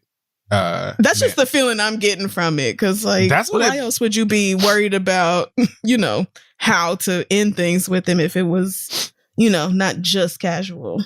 I mean, unless this is a person who is like because Mama said I've never had to how does she word it? I've never had that she's never had to end things with someone before. I've never had to end things with someone before. So maybe she doesn't really have like an idea like that you don't really need to end this. You know what I mean? Like, especially because she's also giving like, Trey doesn't speak. He's super boring aside from the dick. Like basically that. After we nut, he's fine with a Law and Order rerun. And so, honestly, and he's a nigga. Like, just, I don't think that you really need to overthink this. Like, if he gives very, like, I'm having a good time, we cuddle after the sex, sometimes, we share an Eggo waffle in the mornings, like, then yeah, that is more situationship. It might even give friends with benefits, which again, to me, I feel like you can I feel like it's just different than a fuck buddy. Either way. Yeah. I don't think this requires, it should not, in my opinion, require, if you have a conversation at all, anything more than like, I'm doing me right now, or like, I just don't want to, what would you say to someone that you... Yeah, I agree. Like, I wouldn't put too much thought into it. I think I would just stop hitting him up. If it's like purely a casual thing, then I would just stop hitting him up about sex. I would stop asking for it, basically. And the next time he hit me up, I would be like, I think I would just say something like, nah, I'm good. I'm just good. I don't feel like I need to keep doing this, or like I want to keep doing this, or I mean, maybe I've been told that I'm too direct and that it can like be hurtful. So you've been told. And it's never deliberate. I just always want to be super clear. So there's no ambiguity about how crystal clear. Yes, that's right. Like, it's crystal clear. Me, yeah. I'm being very clear here. Yeah. You understand that, like, I don't want to do this with you no more. And it isn't mean. It's like it's this bitch isn't just like you're from a mean place. The scum of the earth, and I literally hope that you die. I never want to see you again. It's never mean. It's never mean. Direct. It's just, unfortunately, my feelings for you have changed, and I no longer want to do this. And it's, I feel like that's not. And there's nothing. It's nothing. It's just the point. It's just the facts. There's nothing. Because when you start dancing around it, niggas don't understand, and they feel like maybe y'all are still doing. And that's true too. Clear. That's true too. You do the dance, and niggas will try to convince you that you are misunderstanding, or or that you don't really feel that way. You don't feel that way. You're confused. You know, and it's like sometimes you have to be like, no. No, Jakaris, I don't want to do this anymore. God bless. Yeah. Yeah. So maybe take a page out of Crystal's handbook. Maybe not exactly like that. I'm trying to think of ways other people would say it while still being super clear that it's over. But I just think there has to be you can like dress it up with like, it's not you as a person. Like you said, there's nothing objectively wrong with you. I would say that, even though that's a little sterile. But I would be like, it's literally nothing you did. I'm just ready to move on. You know, it's hot girl summer or whatever. Like, I'm fully vaxxed and waxed and I'm ready to get next. I'm out here. I don't think it has to be, all you have to do is be honest and be kind. You don't have to be like, fuck you, you're fucking dry as shit, and I was bored every time I fucked you. Like, you can just... I mean, niggas are niggas. And things are over. Yeah, I'm sure he probably got somebody else. If y'all in a situationship, then he's probably fucking somebody else. So this should not even be... Too. I mean, if he's not fucking someone else right now, he will likely find someone else to fuck before you do. But, oh, damn, that's true. Honestly, I forgot my train of thought. Just that fast. But yeah, girl, you're fine. I think that you can just go ahead and leave this. Oh, yes. What I was going to say is that niggas are niggas and ego is a thing, especially when it comes to sex. If the sex is good and y'all enjoy it, and I would assume you do since you've been having it for a while, sometimes niggas will take, as kind as you can word it, as much opportunity for sex still exists out there. It will hurt or bruise a nigga's ego, and then they will villainize you and make you seem like Rita Repulsa because you just said, please. Oops. So that's another reason why I think I would not overthink it, because sometimes you can dress this up and say it in the kindest Mrs. Rogers ass way, and niggas will still have hurt feelings and subtweet you and block you. Oh yeah, they definitely will. So I think you can simply just be like, I just don't want to do this anymore. And if you need to be really specific, you can be like, the world's opening back up. People are lit. So am I. And, I just kind of want to see what's out there. Yeah, my legs are ready to open back up as well. We've been exclusively playing with you for too long. It's time for us to do something else. And best of luck to you. Like, he'll be all right. Just the hardest part about it is the time before you do it, because you're like nervous, especially if you've never broken up with somebody or ended a situation before. Then you might feel kind of like anxious about it. And then once it's over, you get to take a deep breath and delete his name out your phone and go on with your life. It's a good time. To the club, I guess. Yeah, just do it, sis, and let us know how it goes. Please. That wraps up the questions for this week. Send yours to asktheread@gmail.com. We're going to take another quick break and be right back. So we're going to take this time to talk about drawers or underwear if you're not Black.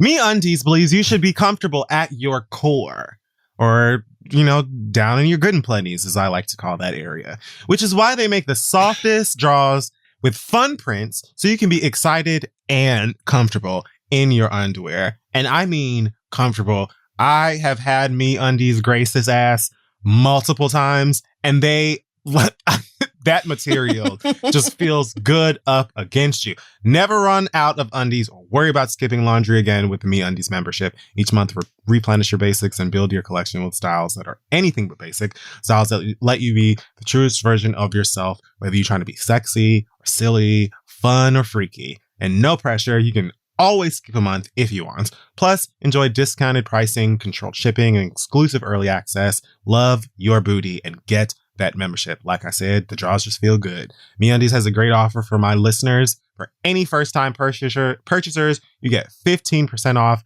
and free shipping. Plus, if you're not satisfied with any product for any reason, they'll refund or exchange it. To get 15% off your first order and free shipping, go to our code, MeUndies.com/theread. That's MeUndies.com/theread. Check them out. Get you some underwear. Let's move on.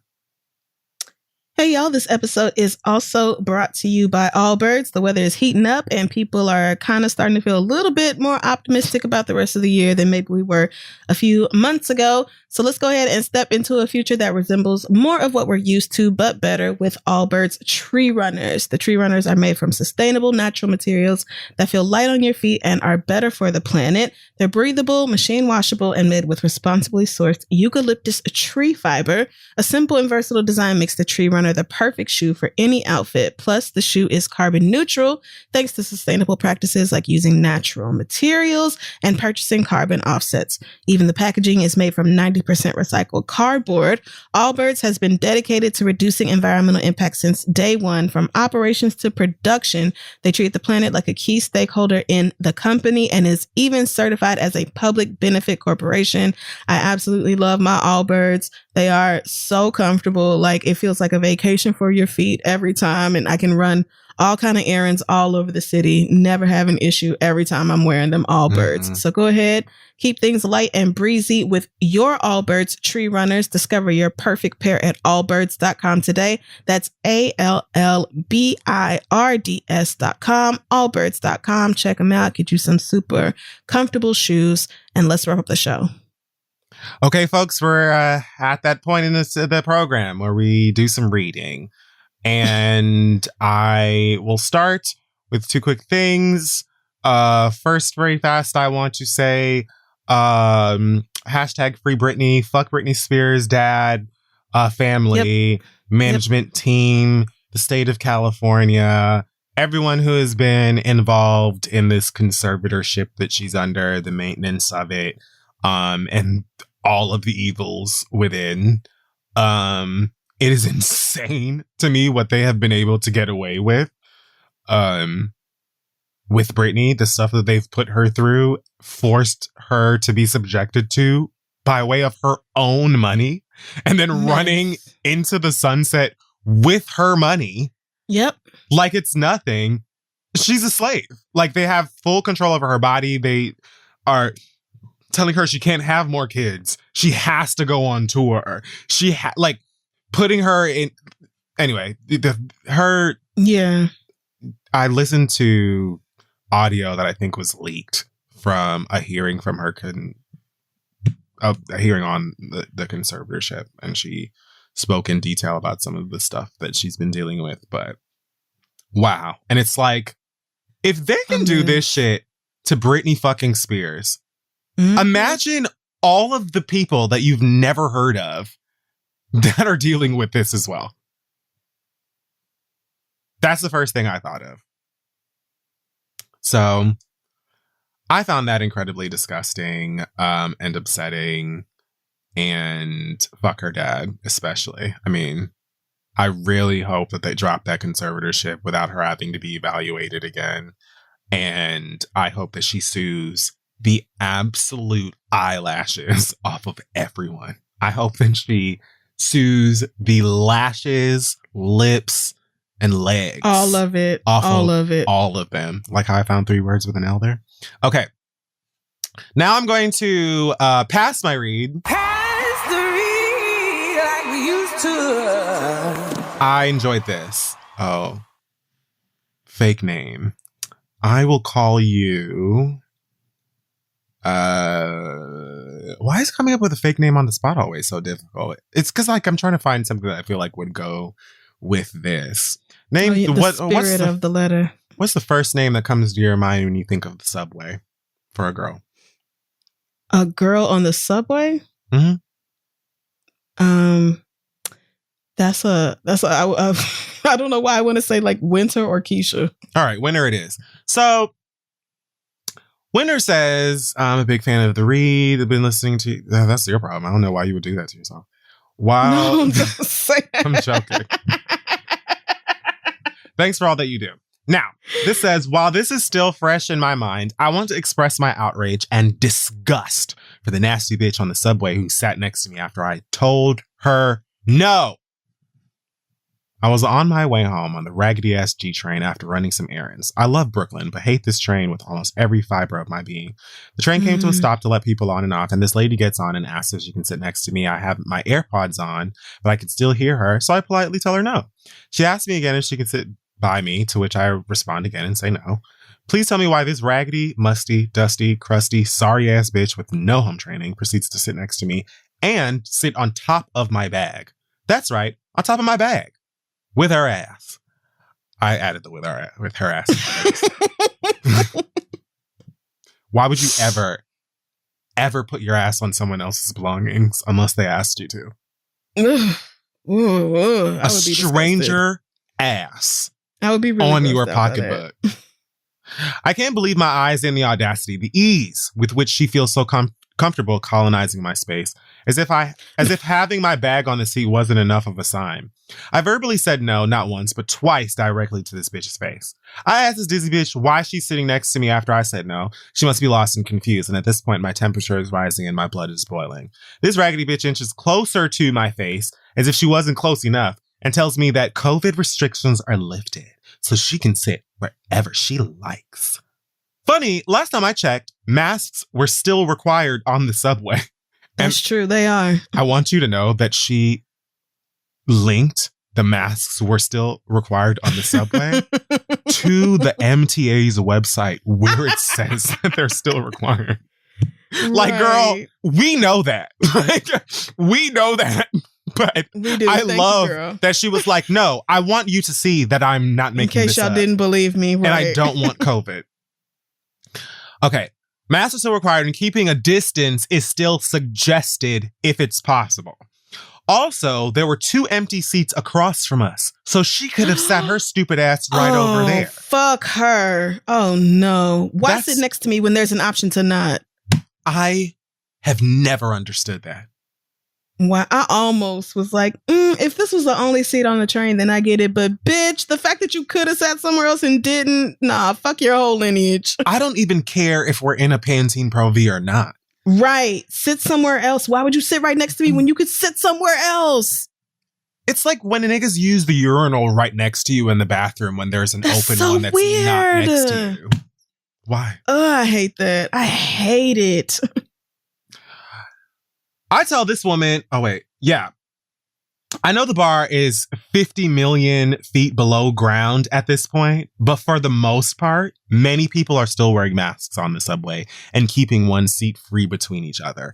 I tell this woman to get the fuck up and that I've repeatedly told her no. What's not clicking, beloved? She leaves me no choice but to begin pushing her ass out the seat. I wish I could say she was a Karen, but she was a piece of color. A piece of color.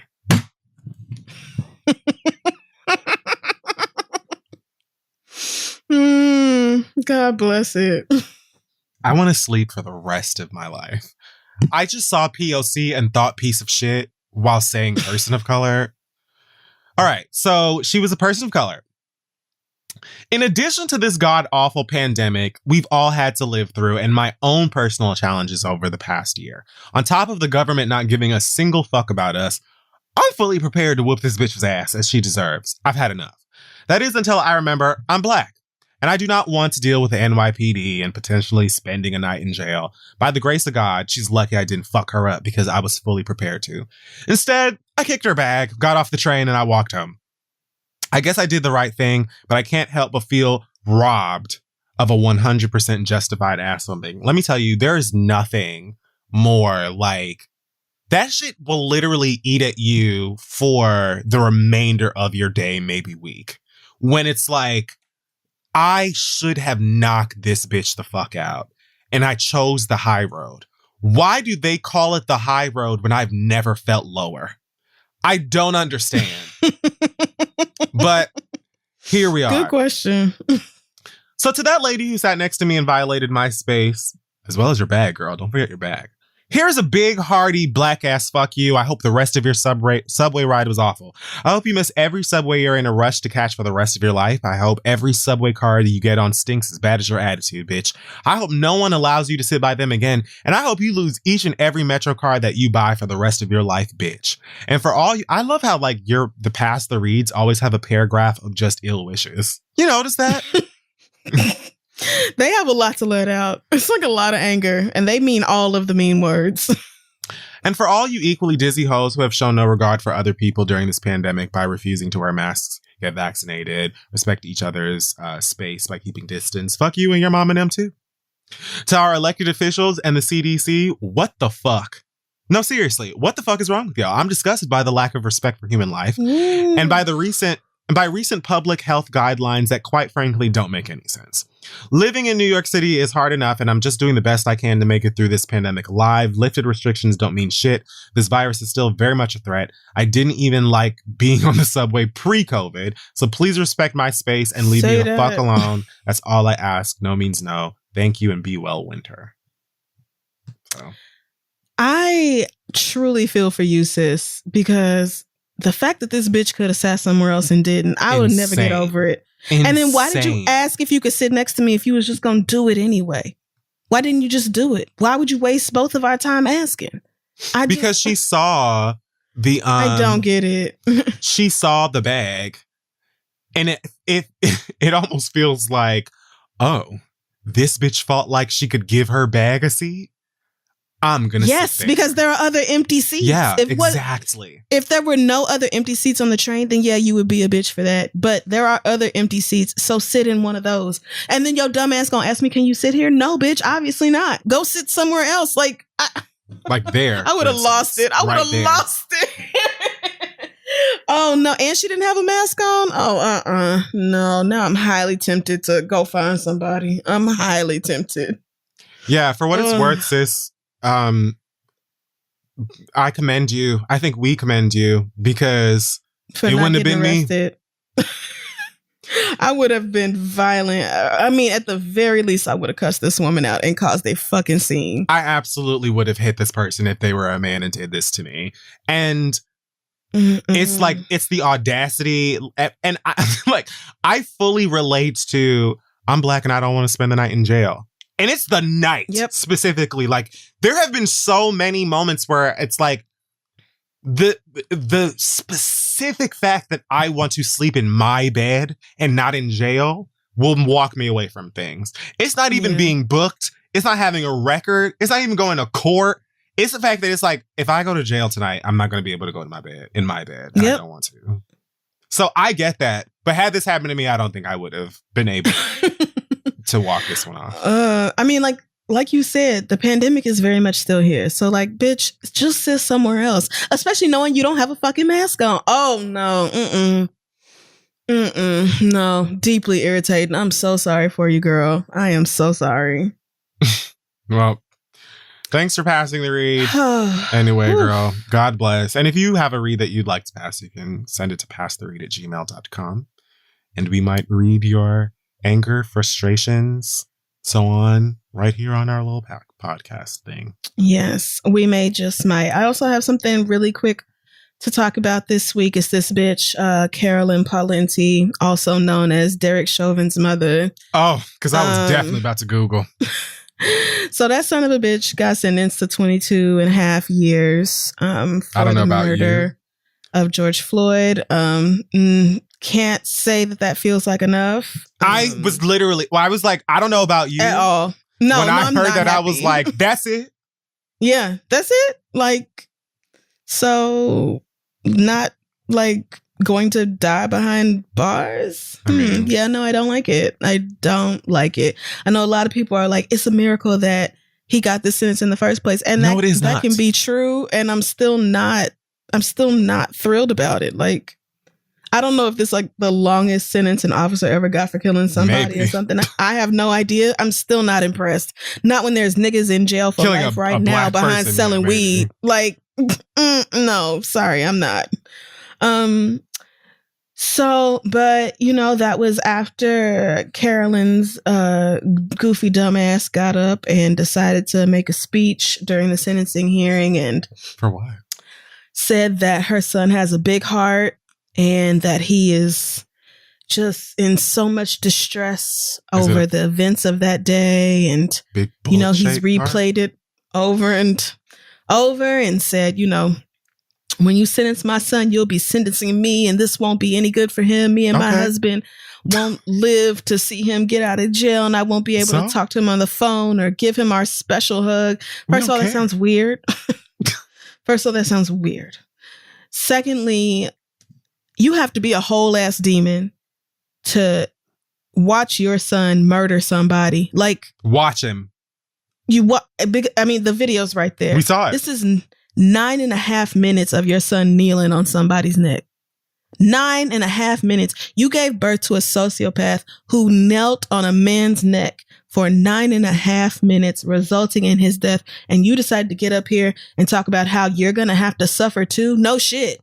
Perhaps your son should have been thinking about y'all's special hugs and, you know, how much he loves his mom and dad when he decided to murder somebody that day. Perhaps that is what he should have been thinking about. Like, if your own son wasn't thinking about the fact that perhaps he wouldn't be able to hug his mom and eat her beef stew anymore or whatever the fuck. If he did this, like, why should anybody else give a shit? I don't care that you're going to be sad because your son is in jail. Listen. I don't care about that. Who gives a shit? Sentencing He's a him quiet, means thoughtful, that you would be sentencing me too. Honorable man. Like, okay, that's the point. Girl, bitch. You can go to jail too, Frida Claxton. You and everybody else who has ever had a loved one go to jail. Yes, girl, we know that you will suffer too. Oh, fucking well. Your son is a goddamn murderer. It's on tape. Anybody who wants to see it can Google it. And it's right there. There's 1,000 links. It is all over the fucking place. Who cares about a murderer's random mammy? Bitch. He's an honorable and selfless man who doesn't deserve this sentence. Sit down. Honorable and selfless men don't kneel on another grown man's neck for 9.5 minutes, resulting in their death. They don't do that. That's the opposite of what honorable people do. Your son is not that. You're going to miss him so bad. He's your favorite child. Oh, no. He's a good man. First of all, George Floyd's family's going to miss him too. Like, you saying that you can't talk to him or see him no more, I highly doubt that is true. I'm pretty sure that this white man will still have visitation and the ability to write and receive letters. I'm sure that is true. But also, I don't care because even if he doesn't, you can still go to bed at night knowing that your son is alive. And George Floyd's family cannot say the same thing. So who the fuck cares that you're going to be sad? Not me. You're sad and he's still alive. He's still alive. Somebody didn't kneel on his neck for 9.5 minutes, causing his death and sparking worldwide protests. Imagine that. That didn't happen to you. That happened to them. And your son did it. So to then turn around and be like, well, y'all have just reduced him to some kind of racist, and my son is just the pinnacle of God's grace, and the happiest moment of my life is when I gave birth to you. Fuck your sister. She don't mean nothing. And the second happiest moment of my life was when I pinned your police badge on you, and you're a good man, and I've always believed in your innocence, and I will never waver from that. So, bitch, have you just not watched the video? Do you think it was fake? How can you believe in the innocence of somebody when we sat there and watched them commit the crime from start to finish? She's making a really compelling argument to also go to jail. Throw her ass in there. Just throw her ass in there. Just let her go too. 1,000% okay with that. Because you're clearly a terrible person. Not only did you give birth to a terrible person, you're defending his murderous actions by saying that at his heart, he is a good boy. And you guys are saying mean things about my baby, and he is a good boy. I will. Bitch, we saw it, bitch. We saw it. This is not speculation. We saw your son murder that man. How can you maintain his innocence when we watched him kill him? What do you think is up for debate here? We know literally nothing. Literally nothing, girl. We saw it. I don't care if you and your probably equally trash husband die before he gets out of jail. I don't. I look forward to that. I mean, hopefully he's really fucking miserable the day that he's sitting in jail and somebody tells him that his parents died. I want that misery for him. I look like, ma'am. And watching you make this statement, I want that misery for you. It's not. How do you act like this black man's life? It's not. Because you're basically telling us that we should believe that your son deep down inside is a good person. And the fact that he murdered this one nigger, y'all should just look past it. Bitch. Did someone put you up to this? A man is dead. Somebody else's son is dead. Somebody else's father is dead. Brother, uncle, nephew. Like, somebody else's family is suffering way more than you can even begin to imagine. And you still have the audacity to be like, but the happiest moment of my life was when I pushed you out of my rotten racist vagina. Girl, fuck you and your offspring. I remember that. I'll never forget the day that I pinned your badge on, beginning and cementing your existence as a cold-blooded killer. The proudest moment of my life was when I pinned a badge on you in the last job you'll ever have because you decided to kill somebody while you were wearing the uniform. Why would you say that? Why would you mean that? I will forever treasure the day that I got to see you off on your murder journey. White women are a pox. What the fuck? Like, remove her from the earth, Lord. Take her. She said she's ready to go. Thoroughly entertained by Mama saying sentencing him means sentencing me too. Cool. Yes, like, that's great, girl. Would you also like to go? Because I wasn't even thinking about that added bonus, but now that you done brought it to mind. Thank you for the visual. Yes, because honestly, 22 was not, I wasn't pleased by that. Yeah, this helps a little. I'm still not. We're right. Now that I know how miserable you are, I feel a little bit better about that. But yeah, it's just, it takes a lot for you to make this about you, knowing that that man, George Floyd's family, has suffered way more than you have. Way more. It's not even close, and it's not up for debate. So, I mean, it just has to be the whiteness of it all. It just has to be the absolute caucasity to feel like you and the pain that you and the rest of your family would go through, knowing that that piece of shit that you had is alive and behind bars, to act like that is worse somehow than what George Floyd's family is going through and has been through. It's just absolute peak whiteness. Girl, fuck you. Wow. I actually kind of forgot about the I'm done. sentencing situation until you just brought it back up. Like I wanted to forget about it. I couldn't watch it live because I just knew that they was going to piss me off, give him 18 months and, 3 weeks for good behavior or something. Like, I just knew that I wasn't going to be able to watch it live. And still not pleased. 22 years is honestly more than I thought he would get, but still not pleased. So. Yeah, isn't it like that? Absolutely the same. And I didn't watch it live either. Biggest tragedy. It is. Like, it's insane. It's like, I expected for this motherfucker to literally get like a week, and they gave him 22 years, and I was still like, that's it.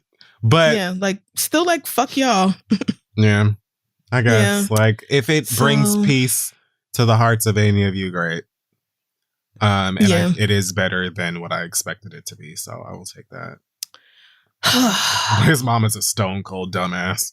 Yeah, you no. need to sit her and ass down. Fuck her. Just completely fuck you. Your feelings are completely irrelevant in this matter. Thanks so much.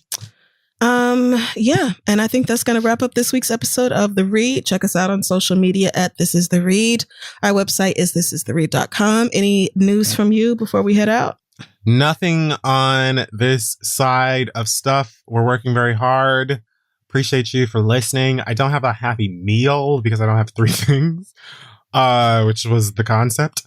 But I have been watching a lot of Disney films on Disney Plus lately.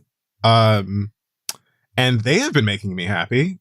I realized when I started the new Luca film, like the first 3 minutes into it, I realized I haven't watched a Disney movie in a long time. I think the last Disney movie I watched before Luca was the Lion King remake. Oh, wow. And prior to that, I think it was either Coco or Moana. So you didn't watch Soul? No, I haven't seen Soul. Soul is so good. It's on my list. But yeah, I just watched Incredibles 2, Monsters University, and like maybe 2 or 3 other Disney movies I haven't seen. The Incredibles movies are so fun. They're so good. And like they are. The action and everything in it is fantastic. And if Cars can get 3 movies and a spinoff, Incredibles needs another one because I love me some Jack.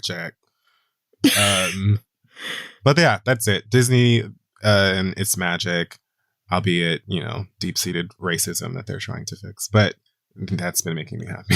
So great. Well, amen for that. Y'all take care of yourselves and we will see y'all next week.